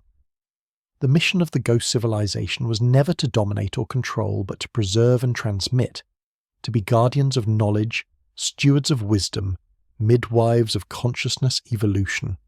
This mission did not end when their cities sank beneath the waves. It transformed, adapted, continued through their descendants who carried the torch through the long, dark centuries when survival was precarious and civilization had to be rebuilt almost from scratch. These hidden gardeners tended the seeds carefully, protecting them from those who would destroy what they did not understand, from zealots and conquerors who burned libraries and smashed temples, from materialists who denied anything that could not be weighed and measured, from the forces of ignorance and fear that have always opposed wisdom and growth. They preserved the knowledge through catastrophes and dark ages, through the burning of the library at Alexandria, through the destruction of the Mayan codices, through the suppression of the mystery schools by early Christianity, through the witch hunts and inquisitions that killed thousands who carried ancient knowledge of healing and plant medicines. The knowledge survived because it was encrypted, hidden in plain sight, woven into fairy tales and folk customs, concealed in the symbolism of cathedrals built by stonemasons who were initiated into ancient secrets, embedded in the tarot and the Kabbalah, and the alchemical texts that spoke in metaphor and symbol to communicate truths that could not be spoken plainly. It survived in the oral traditions of indigenous peoples who maintained their connection to the earth and the spirits through colonization and genocide, who kept their ceremonies alive even when forced to practice them in secret, who understood they were holding something precious, something essential, something the world would need again when the modern age had exhausted itself and people began searching once more for meaning deeper than material comfort. The mission continues in every person who dedicates themselves to awakening, to healing, to teaching, to creating, to any work that elevates consciousness and serves life rather than exploiting it. The mission is not esoteric or removed from everyday life. It is practical, immediate, present in every choice we make about how to live, how to treat each other, how to relate to the earth. The ghost civilization understood that consciousness is the most valuable resource, more valuable than gold or oil or any material wealth, because consciousness is what creates all value, is the source of meaning and beauty and love. They devoted their civilization to its development, creating conditions under which humans could flower, could realize their potential, could become fully what they were meant to be, not just survival machines, but artists and mystics and scientists and philosophers, explorers of both inner and outer space. When catastrophe came, they made the ultimate sacrifice. They gave up their own civilization, their own comfort and security and continuity, to ensure the knowledge would survive, to give the future a chance, to plant seeds that would take thousands of years to bear fruit, trusting that eventually humans would grow into the wisdom they were preserving, would be ready to receive it and use it well. This is love in its deepest form, sacrificial love, parental love, the love that gives everything for the sake of what comes next, for the children, for the future, for the continuation of the great work beyond any individual or culture or era. We are the inheritors of this sacrifice, the children they gave everything to protect, and we have a responsibility to honor what they did by continuing the work, by taking the knowledge they preserved and carrying it forward, and by not letting it die with us, but by passing it on, enhanced and expanded by our own contributions to those who come after. This is the sacred mission, the great work, the path of the Bodhisattva who vows to return lifetime after lifetime until all beings are awakened, the path of the culture bearer who holds the light through the darkness, knowing that dawn will come but perhaps not in their lifetime, working anyway, serving anyway, because the work itself is the meaning, the process is the purpose, the journey is the destination. The ghost civilization achieved a kind of immortality, not through individual persistence, but through the continuity of the work, through becoming a wave of influence that flows through time, touching countless lives, shaping the development of human consciousness across millennia. This is the only immortality that matters, the only one that is truly possible, the dissolution of the separate self into the great work, the giving of everything you are to something larger than yourself, something that will continue long after you're forgotten. The myths we inherited from the ancient world are not fiction or fantasy, but encoded history, memory preserved in the only form available before writing, in stories carefully constructed to survive oral transmission across generations, stories that contain within their narrative structures information about real events, real places, real knowledge. The ghost civilization used mythology deliberately, understanding that humans remember stories better than facts, that stories engage emotions and imagination in ways that create deep imprinting, either that a well-crafted myth can carry far more information than a technical manual, and will be remembered and repeated voluntarily, joyfully, kept alive through the sheer pleasure of telling and hearing it. This is why the same myths appear worldwide, why the archetypes are universal, why the hero's journey unfolds the same way in cultures separated by oceans, because these are not independent inventions but variations on a template, a story structure designed by the original teachers to encode essential knowledge about the path of development, the journey of consciousness from ignorance to wisdom, from fragmentation to wholeness. The myth of the flood appears in over 300 cultures around the world, each with local details but all describing the same essential event, a catastrophic deluge that destroyed the previous world, that killed almost everyone, that was survived only by a few who built boats and preserved themselves along with animals and seeds, and who afterward taught the survivors the arts of civilization. This is not mythology. This is history. The history of what happened at the end of the Ice Age, the history of the ghost civilization's dispersion, told from the perspective of the refugees who arrived in different lands with their knowledge and their boats. The details about animals and seeds are not quaint embellishments, but accurate descriptions of what refugees from an advanced maritime civilization would have brought with them. Breeding stock and agricultural knowledge, the means to re-establish food production and animal husbandry in new locations. The Ark is not a mythical vessel, but the natural consequence of being a seafaring people, facing rising seas, the boats you would build, larger than fishing vessels capable of carrying families and supplies on long voyages to find new lands when the old lands were drowning.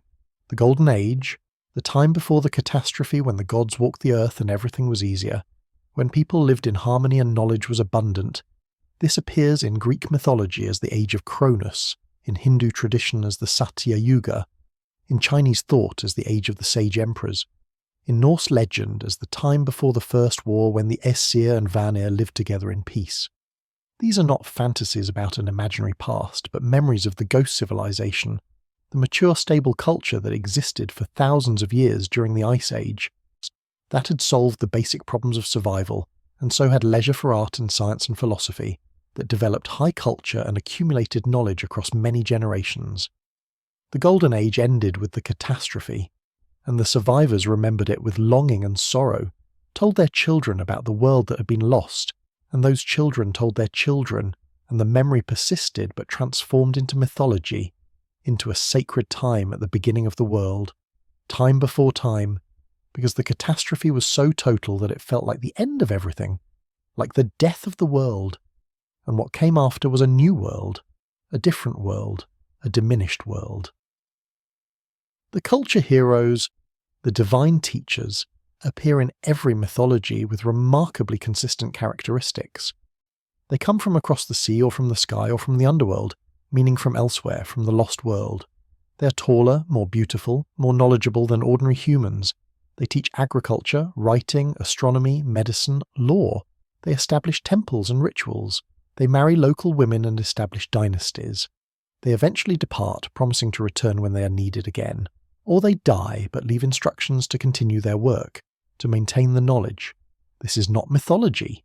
This is historical memory of the teachers from the ghost civilization who dispersed after the catastrophe, who spent their lives working to preserve knowledge by planting it in the cultures they encountered, who intermarried and whose descendants became the priest aristocracies of the ancient world. The promise to return is the promise that the knowledge will resurface, that when humanity is ready, when the cycle comes around again, the truth will be revealed, the origins will be remembered, the continuity will be re-established, the hero's journey, the universal mythic structure identified by Joseph Campbell and others, is not just a metaphor for psychological development, but a literal description of the initiation process in the mystery schools, the path the initiate travels from ordinary life through trials and tests and symbolic death, into rebirth, and the acquisition of special knowledge and powers, returning finally to the community to share the gifts received during the journey. Every culture has these stories because every culture had its mystery schools, its initiation traditions, its path for those called to go deeper. And the myths encoded the structure of this path so it would not be forgotten, so that even if the actual schools were destroyed, the template would survive, allowing the path to be reconstructed by future generations. The myths are manuals, instruction sets encoded in narrative form, waiting for readers capable of decoding them.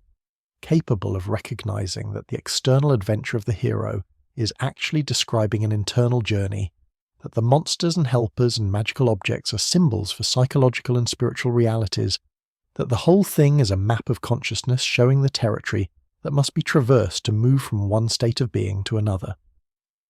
Beneath the diversity of religions and philosophies, beneath the apparent contradictions and conflicts, there runs a single continuous stream of understanding, what Aldous Huxley called the perennial philosophy, the eternal wisdom that appears in every time and place, expressed in different languages and metaphors, but saying essentially the same thing about the nature of reality and humanity's place in it.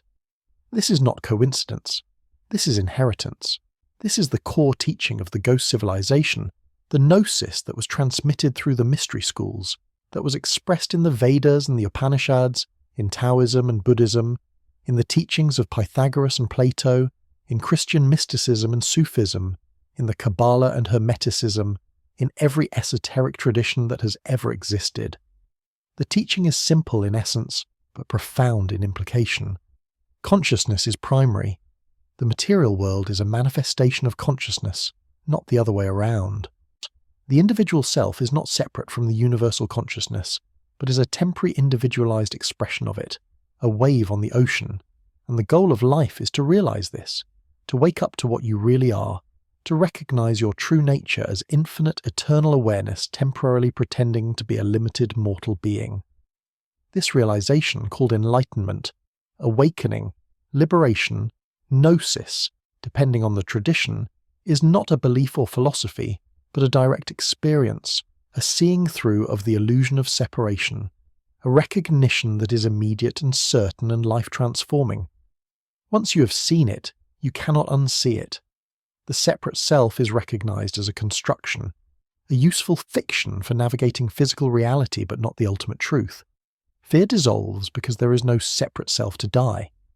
Suffering eases because resistance to what is drops away when you recognize that what is simply consciousness experiencing itself, that nothing is wrong, that everything is exactly as it should be in this moment. Compassion arises naturally because harming another is recognized as harming yourself, since the other is yourself in a different form. This is not morality imposed from outside, but the natural consequence of clear seeing, the inevitable behavior that flows from understanding the true situation. The perennial philosophy teaches that this realization is available to everyone, that it is not reserved for special people or special cultures, but is the birthright of every human being, the destination we are all moving toward whether we know it or not, the inevitable outcome of the evolution of consciousness. The ghost civilization possessed this understanding and structured their entire culture around facilitating awakening, creating conditions and practices and teachings that would help people realize their true nature. The mystery schools were institutions dedicated to this purpose, using whatever methods worked, whatever techniques reliably produced the shift in consciousness that allowed seeing beyond the veil of appearances. They understood that different people respond to different methods, that some are awakened by meditation, some by devotion, some by study, some by service, some by art, some by trauma, some by psychedelics, some spontaneously without any apparent cause. So they developed multiple paths, multiple approaches, multiple doorways into the same realization, and they preserved all of them, recognizing that the diversity was not a problem but a feature, a necessary adaptation to the diversity of human temperaments and conditions. The goal was not to make everyone follow the same path, but to help each person find their path, the approach that worked for them, the door that would open to their particular key. This understanding was lost when religions became institutionalized, when the living experience was replaced by dogma and doctrine, when the maps were mistaken for the territory and began to be worshipped instead of used. The exoteric religions that billions follow today are the outer forms, the shells, the cultural expressions of the original esoteric teachings, and they contain truth, but in diluted and often distorted form, yet mixed with political agendas and power structures and cultural biases that have nothing to do with the original revelation. The perennial philosophy has always existed alongside and within these religions as the esoteric core, the inner teaching reserved for those who seek deeper, who are not satisfied with beliefs but want direct knowledge. It has been preserved by the mystics, the ones who actually do the practices, who go into the desert or the cave or the monastery and dedicate their lives to awakening, and who emerge transformed, speaking a language that transcends their particular religious tradition, recognizing each other across cultural boundaries because they have all been to the same place, have all seen the same truth regardless of what name they give it. Not everything about the ghost civilization was beautiful wisdom and enlightened teaching. They also faced the shadow, the dark side of human nature, the tendency toward domination and exploitation and corruption that appears in every civilization no matter how advanced. They had their own struggles with power, their own conflicts and wars, their own failures and moral compromises. The myths hint at this in stories of wars among the gods, of fallen angels and titans cast into the underworld, of conflicts between different factions of the divine beings. These are not fantasies but memories of real conflicts, political and possibly military struggles within the ghost civilization, divisions that may have weakened them, that may have contributed to their inability to survive the catastrophe intact. We do not have clear information about their social structure, about how they governed themselves, about whether they were unified or consisted of competing city-states or nations, but the evidence suggests complexity, diversity, different groups with different approaches, and therefore the potential for conflict. The use of consciousness technology, the ability to manipulate minds and emotions and perceptions, this is powerful knowledge that can be used for healing or for control, for liberation or for enslavement. The mystery schools guarded against abuse by requiring initiates to undergo moral training, to develop compassion and wisdom alongside power, to take vows of service and ethical conduct. But these safeguards are not perfect, and there have always been those who sought the power without the wisdom, who wanted the abilities without the responsibilities, who used what they learned for selfish purposes, for domination, for the imposition of their will on others. Black magic, sorcery, the left-hand path, these are not myths but real phenomena. The misuse of consciousness technology for harmful purposes, and they have existed alongside the legitimate schools throughout history, a shadow tradition that mirrors and opposes the work of the light. The ghost civilization surely had its own version of this conflict, its own struggles with those who would use knowledge for selfish gain rather than for the benefit of all. This may be part of why the knowledge was hidden, why it was not shared openly, why the mystery schools were secretive and exclusive. Not because the teachers were elitist, but because they knew that certain knowledge in the wrong hands was dangerous, could be used to cause great harm, could amplify the worst aspects of human nature rather than the best. The decision of what to share and what to hide, who to teach and who to refuse, these are moral choices that require wisdom and discernment, and sometimes the choices were wrong. Sometimes knowledge was withheld that should have been shared, or shared with someone who should have been refused, and the consequences rippled out through history.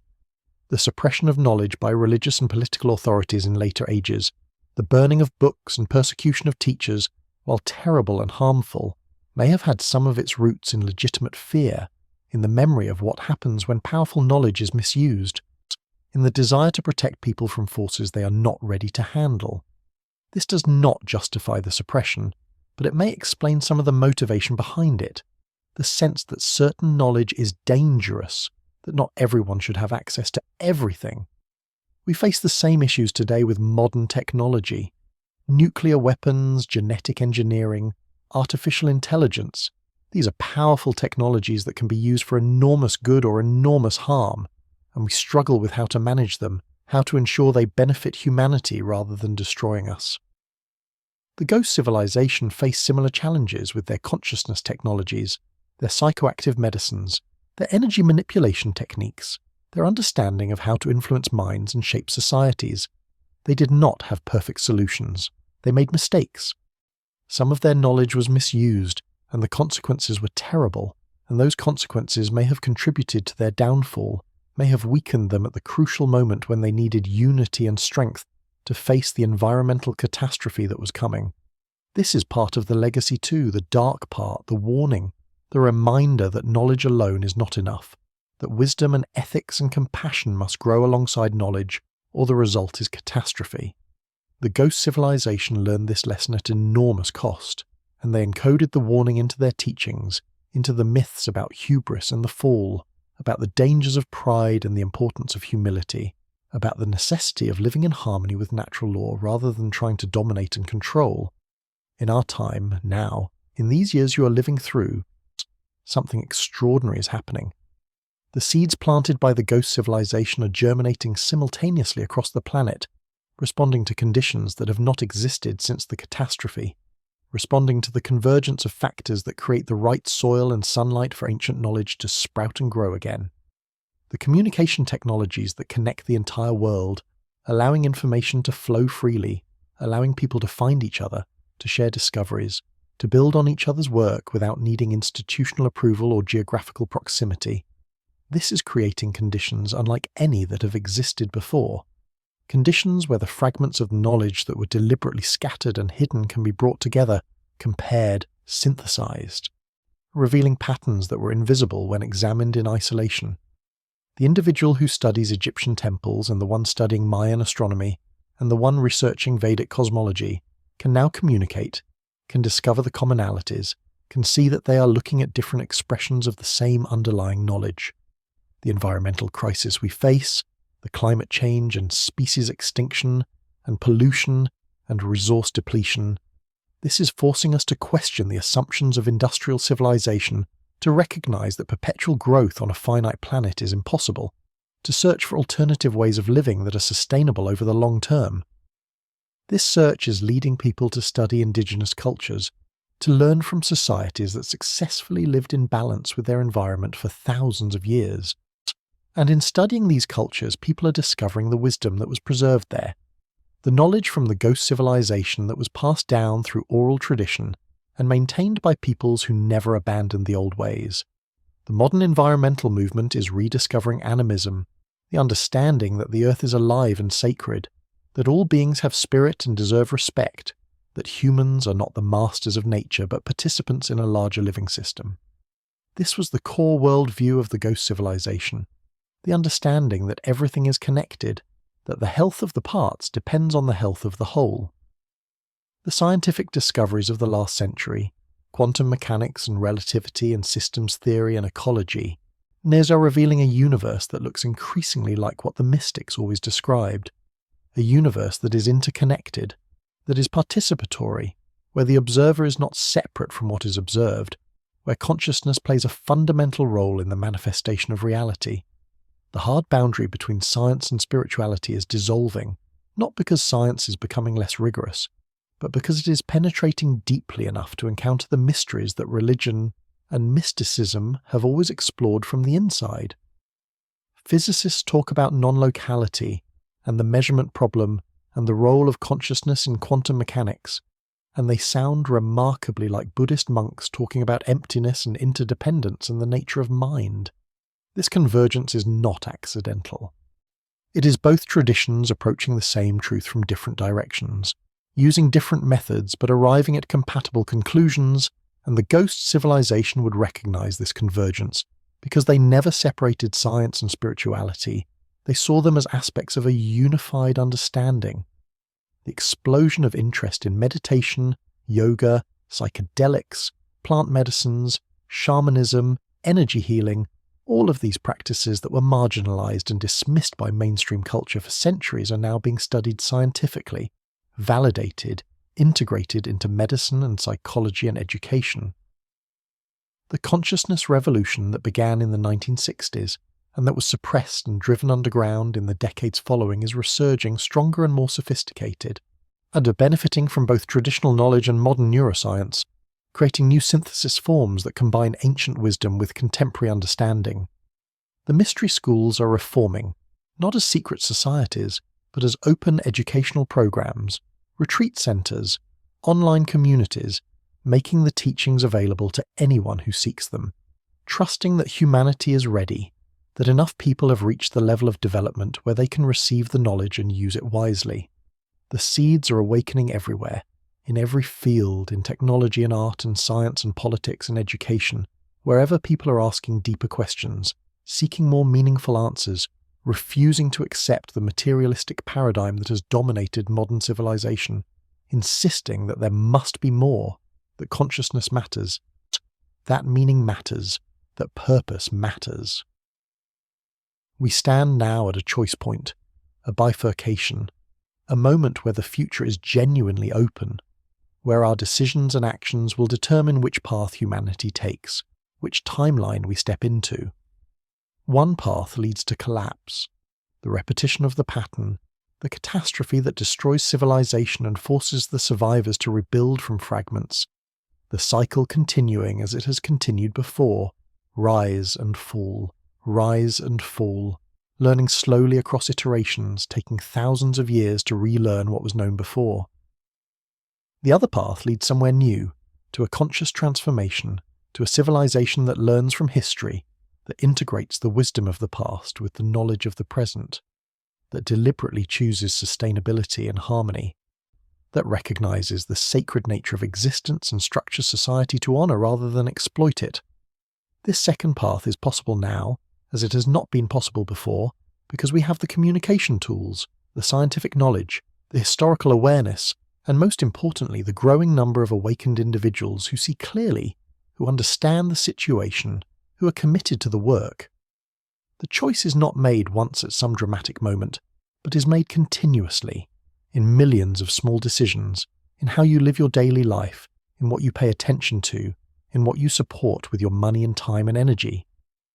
Every person who chooses to wake up, who does the inner work, who heals their trauma and expands their consciousness and commits to serving life rather than fear, every such person tips the balance, adds their weight to the side of transformation, makes the positive timeline more probable.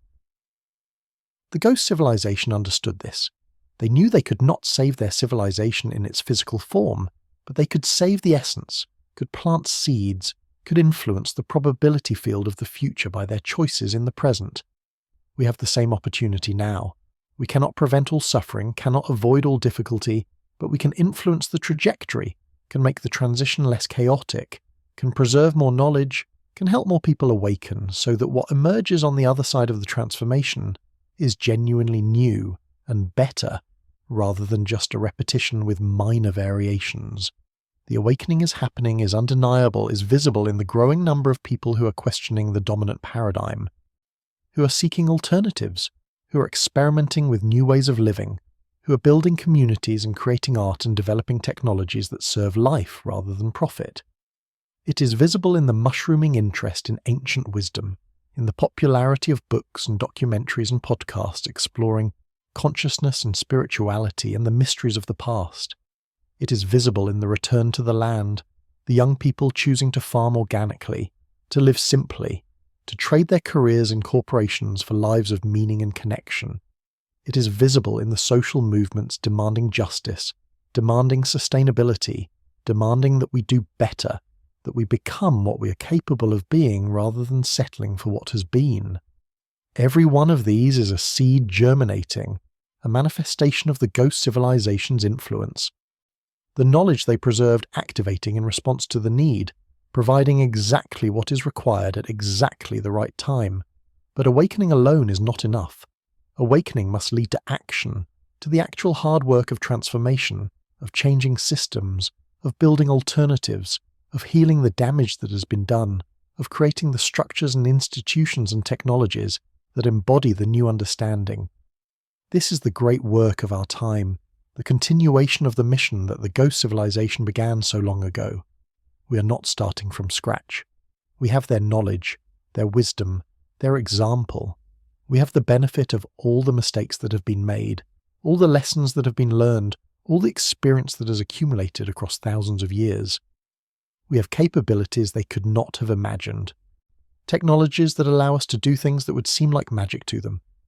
But we also have challenges they did not face: environmental damage on a planetary scale, nuclear weapons capable of ending all life, artificial intelligence that may soon surpass human intelligence, challenges that require not just wisdom but urgent action, not just understanding but implementation.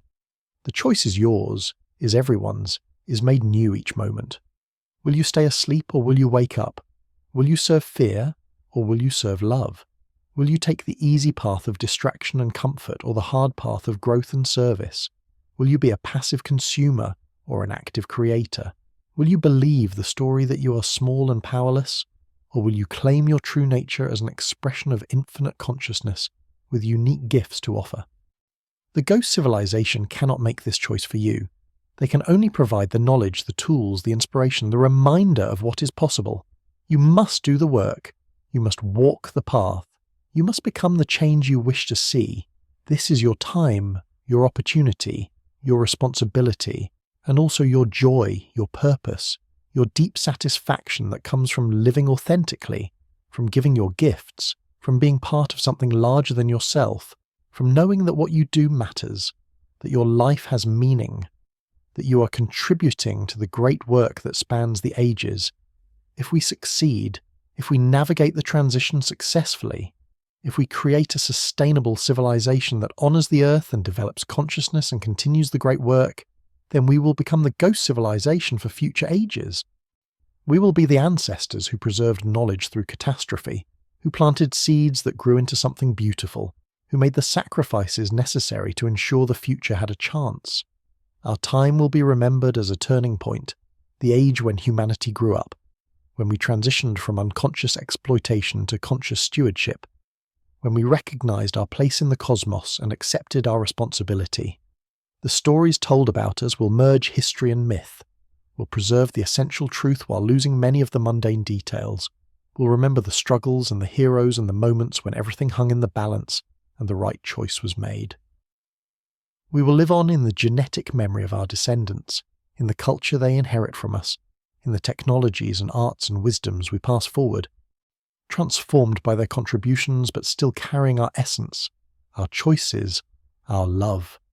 And if we fail, if the catastrophe comes, if our civilization collapses as theirs did, then we too will scatter, will become refugees carrying whatever knowledge we can preserve, will arrive on distant shores or in hidden valleys, and will teach whoever we find there, will plant the seeds again, will begin the cycle once more, trusting that eventually, after however many iterations it takes, humanity will learn the lesson, will break free of the pattern, will achieve the stable wisdom that allows long-term survival and conscious evolution.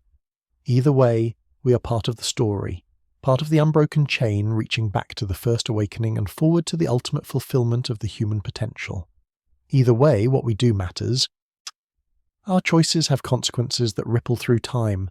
Our lives have meaning beyond what we can see or measure. This is the gift of the ghost civilization, the knowledge that we are not isolated individuals living meaningless lives in an indifferent universe, but participants in a vast intentional process, the universe becoming conscious of itself through us, evolution unfolding according to patterns that repeat at every scale, consciousness developing through challenge and growth, and the constant dance between stability and change. The monuments we should build are not physical structures but living cultures, regenerative systems, communities of awakened individuals, bodies of knowledge that are maintained and updated and passed forward. The temples we should construct are the sacred spaces of our own consciousness, purified and expanded through practice, made into sanctuaries where the divine can dwell, where wisdom can be accessed, where creativity can flow. The initiation we should undergo is the voluntary death of the small self, the ego that clings to separation and control, and the rebirth as the true self, the awareness that recognizes its unity with all existence, that acts from love rather than fear, that serves the whole because it knows the whole is what it truly is.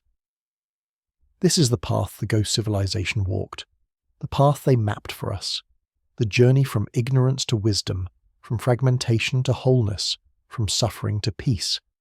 The path is available now, is available always, is built into the structure of consciousness itself, waiting for each individual to discover it when they are ready, when they have had enough suffering, or when they finally ask the deep questions and become willing to do the work to find the answers.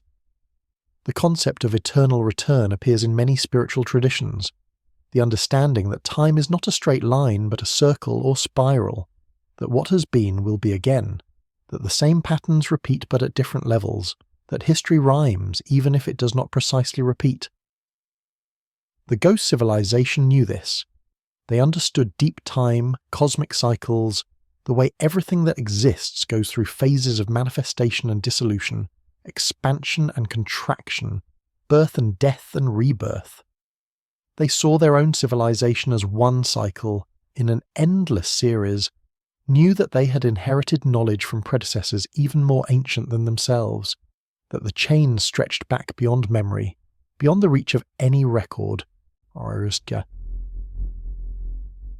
into the depths of time when humanity first awakened to self-awareness and began the long journey of conscious evolution. And they knew that their civilization would not be the last, that others would come after, that the work would continue, that consciousness would keep developing, keep exploring, keep creating new forms and dissolving them and creating again in an endless dance of experimentation and discovery. This understanding freed them from the desperation that would have come from believing they were the only ones, the final chance, that if they failed, everything would be lost forever. They knew that failure was temporary, that knowledge could be lost and rediscovered, that consciousness was indestructible, that it would continue regardless of what happened to any particular civilization or planet or even universe. This gave them patience, the long view, the ability to make sacrifices in the present for benefits that would not manifest for thousands of years, to plant trees whose shade they would never sit in, to teach students who would not reach their full potential until generations had passed. This is the consciousness we need to develop now, the ability to think in terms of centuries and millennia rather than quarters and years, to make decisions based on long-term sustainability rather than short-term profit, to sacrifice immediate comfort for lasting flourishing, to become ancestors worthy of reverence, people who did right by those who came after even when it cost them personally. The spiral nature of time means we return to the same points but at different levels, circumstances that echo the past but are not identical to it, opportunities to make different choices, to break patterns, to transform rather than merely repeat. We are returning now to conditions similar to those the ghost civilization faced at the end of the Ice Age: rapid environmental change, social upheaval, technological disruption, the breakdown of old orders and the emergence of new possibilities. But we return with more knowledge, more awareness, more capabilities. We have the chance to do better, to respond more consciously, to navigate the transition with less suffering and more grace. This is the purpose of the eternal return, not punishment or futility, but education. The soul learning through experience, through making mistakes and trying again, through facing the same challenges until finally the lesson is learned and a new level is reached. The ghost civilization learned their lessons at great cost. They are offering those lessons to us now, freely, hoping we will accept them, hoping we'll learn from their experience rather than having to repeat it identically. The return is also personal. Each individual consciousness goes through its own cycles, its own journey from birth to death to rebirth, accumulating experience across lifetimes, developing capacities, working through karma, slowly evolving toward the ultimate realization of what it truly is. The mystery schools taught reincarnation not as religious dogma but as observed reality, as something experienced directly by those whose consciousness was expanded enough to remember previous lives, to perceive the continuity of their own awareness through multiple bodies and personalities. This was part of the hidden knowledge, the understanding that death is not the end, that the individual is not merely their body or their personality, but something deeper, something that persists, that chooses to incarnate again and again to continue learning, to complete unfinished business, to fulfill purposes that require multiple lifetimes to accomplish. The great teachers, the avatars and bodhisattvas and masters were understood to be highly developed souls who incarnated deliberately to serve humanity, to teach, to hold the light during dark times, to accelerate the evolution of consciousness. If this is true, and the testimony of mystics and initiates across cultures consistently affirms it is, then some of us living now may be the reincarnations of members of the ghost civilization, returned to complete the work we began so long ago, drawn back by the mission that was interrupted by catastrophe, by the commitment we made to preserve and transmit the knowledge until it could fully flower. This would explain the sense some people have of remembering things they never learned in this life, of possessing knowledge that seems to come from nowhere, of feeling drawn to ancient sites and symbols and teachings with an intensity that goes beyond mere intellectual interest. This would explain the sense of mission, of destiny, of knowing that you are here for a reason even if you cannot articulate what that reason is. This would explain the drive some people feel to create, to teach, to heal, to serve. A drive that is not about personal ambition but about fulfilling a purpose larger than the individual life. A purpose that spans centuries and connects you to something ancient and sacred and ongoing. There is one final secret, the deepest teaching of the ghost civilization, the understanding that took them lifetimes to reach and that they encoded in their most sacred symbols and rituals, the knowledge that was revealed only to the most advanced initiates who had proven themselves ready through years of preparation and practice. This secret is simultaneously the simplest and most profound truth, so obvious that it is overlooked, so radical that it is dismissed, so transformative that it changes everything. The secret is this: there is no separation. The division between self and other, between consciousness and matter, between sacred and profane, between human and divine, all of it is illusion. A temporary useful fiction for navigating physical reality, but not the ultimate truth. The ultimate truth is unity, oneness, the recognition that everything is a manifestation of the same underlying consciousness, that you are not a separate fragment of awareness, but the totality experiencing itself from one particular perspective, that God is not an external being who created you, but the deepest truth of what you are, that the search for enlightenment is the cosmic game of hide and seek where the infinite pretends to be finite, so it can experience the joy of discovering what it really is. This sounds abstract, philosophical, perhaps meaningless, but when it is experienced directly, when the illusion of separation actually dissolves in a moment of grace or insight or surrender, the result is immediate and unmistakable. Fear disappears because there is nothing to be afraid of, no separate self that can be threatened or destroyed. Suffering eases because resistance drops away, because what is happening is recognized as exactly what should be happening, as the dance of consciousness with itself, as perfect even in its apparent imperfection.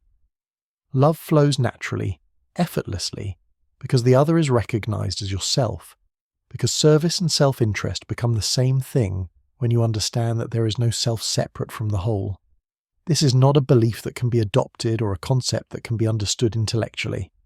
This is a direct seeing, a gnosis that must be experienced personally, and the entire structure of the mystery schools, all the practices and teachings and initiations were designed to facilitate this experience, to create the conditions where the veil could lift and the truth could be seen. The ghost civilization built their whole culture around this understanding. Their social structures, their arts, their sciences, their technologies, all were expressions of the understanding that separation is illusion, that everything is interconnected, that the health of the individual depends on the health of the whole and vice versa.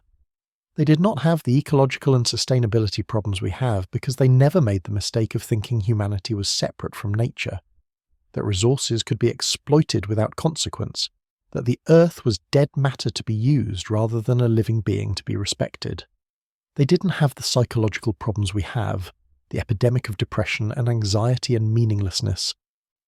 Because they maintain the connection to the sacred, the understanding that life has purpose, that consciousness is developing, that suffering has meaning as part of the journey from ignorance to wisdom. They were not utopian or perfect. They had their problems and challenges and failures, but they had a fundamentally different orientation, a different basic understanding about what reality is and what humans are. And this understanding allowed them to create a civilization that lasted for thousands of years, and that might have continued indefinitely if not for the catastrophe that no amount of wisdom could prevent. The secret has been preserved, hidden in sacred texts and symbols, encoded in myths and rituals, i.e. guarded by initiates and mystics who knew that if it were spoken plainly, it would be dismissed or misunderstood or weaponized by those who would use it to manipulate rather than to liberate. But the time for hiding is ending. The secret is being spoken aloud, is being shared openly, is being validated by both ancient wisdom and modern science, is being experienced directly by growing numbers of people who meditate, or take plant medicines, or simply have spontaneous awakenings that shatter their previous understanding of who and what they are. The secret is becoming common knowledge, not as belief, but as lived experience, and as more people wake up to the truth of their nature, the collective consciousness shifts. The probability field changes. The future tilts toward transformation rather than catastrophe. This is the final gift of the ghost civilization, the ultimate knowledge they preserved and transmitted across thousands of years, the truth that sets you free because it dissolves the prison of separation that was never real to begin with. And so, we come to the end of this journey through the deepest mystery of human history, the story of the ghost civilization that did not die but transformed, that became the foundation of everything that came after, that lives on in our genes and our symbols and our myths and our deepest intuitions about the nature of reality. We have walked together through the evidence and the theories, through the monuments and the maps, through the sciences and the secrets, through the catastrophe and the survival, through the mission and the return. We have seen that history is far older and stranger than we were taught, that humanity has been here before, that we have risen and fallen and risen again, that the cycle continues and we are part of it. Not outside observers, they became teachers and guides to the peoples who survived in the highlands and the interior regions. They seeded the ancient civilizations we know, the Sumerian and Egyptian and Indus Valley and Chinese and Mesoamerican cultures that supposedly arose independently, but that share too many commonalities to be coincidence. They encoded their knowledge in monuments and myths, in symbols and sacred geometry, in techniques of consciousness and practices of wisdom, ensuring it would survive even if they as a distinct people did not. They became us, merged their bloodlines and their knowledge with the general human population, ensuring their genes and their wisdom would flow forward through time, waiting for the moment when we would be ready to remember, to reclaim, to awaken to who we really are and what we carry within us. That moment is now. The seeds are sprouting. The knowledge is surfacing. The cycle is completing itself and beginning anew. We have the opportunity to learn from their experience, to avoid repeating their mistakes, to navigate the transition we face with more wisdom and grace than they were able to muster in their time. We have the responsibility to continue the mission, to preserve knowledge, to develop consciousness, to serve life, to become ancestors worthy of reverence, to plant trees in whose shade we will never sit but that will shelter our descendants 7 generations hence. We have the joy of being alive at this extraordinary time, this hinge point in history when everything is changing, when the old world is dying and a new world is being born, when every action matters and every choice counts, and every person who wakes up tips the balance toward light. The ghost civilization is not gone. It is here, in you, in the DNA that shapes your body, and the archetypes that structure your dreams and the intuitions that guide you toward truth. It is here in the monuments that still stand after thousands of years, asking their silent questions, waiting for us to become wise enough to understand the answers. It is here in the teachings that have been preserved through catastrophe and suppression, through dark ages and inquisitions, through the determined effort of lineage holders who maintained the torch through the centuries when the light was nearly extinguished. It is here in the resurgence of interest in ancient wisdom, in the validation science is providing for what mystics always knew, in the growing number of awakened individuals who see clearly and act consciously and refuse to accept the materialistic paradigm that has dominated modern thought.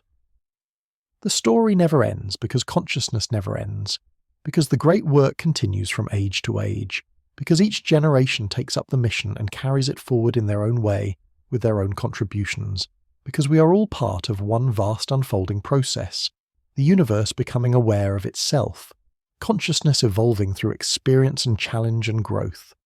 You are part of this story. Your life matters. What you do with the knowledge you have received matters. The choices you make from this moment forward matter. Will you go back to sleep? Return to the comfortable illusions of separation and materialism and meaninglessness? Or will you wake up?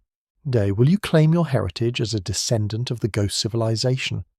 Will you take your place in the long line of wisdom keepers and light bearers and servants of life who have carried the torch through the darkness from the beginning until now? The choice is always yours, is always now, is always consequential. Choose wisely. Choose consciously. Choose love over fear, service over selfishness, awakening over sleep. And know that when you make that choice, you're not alone.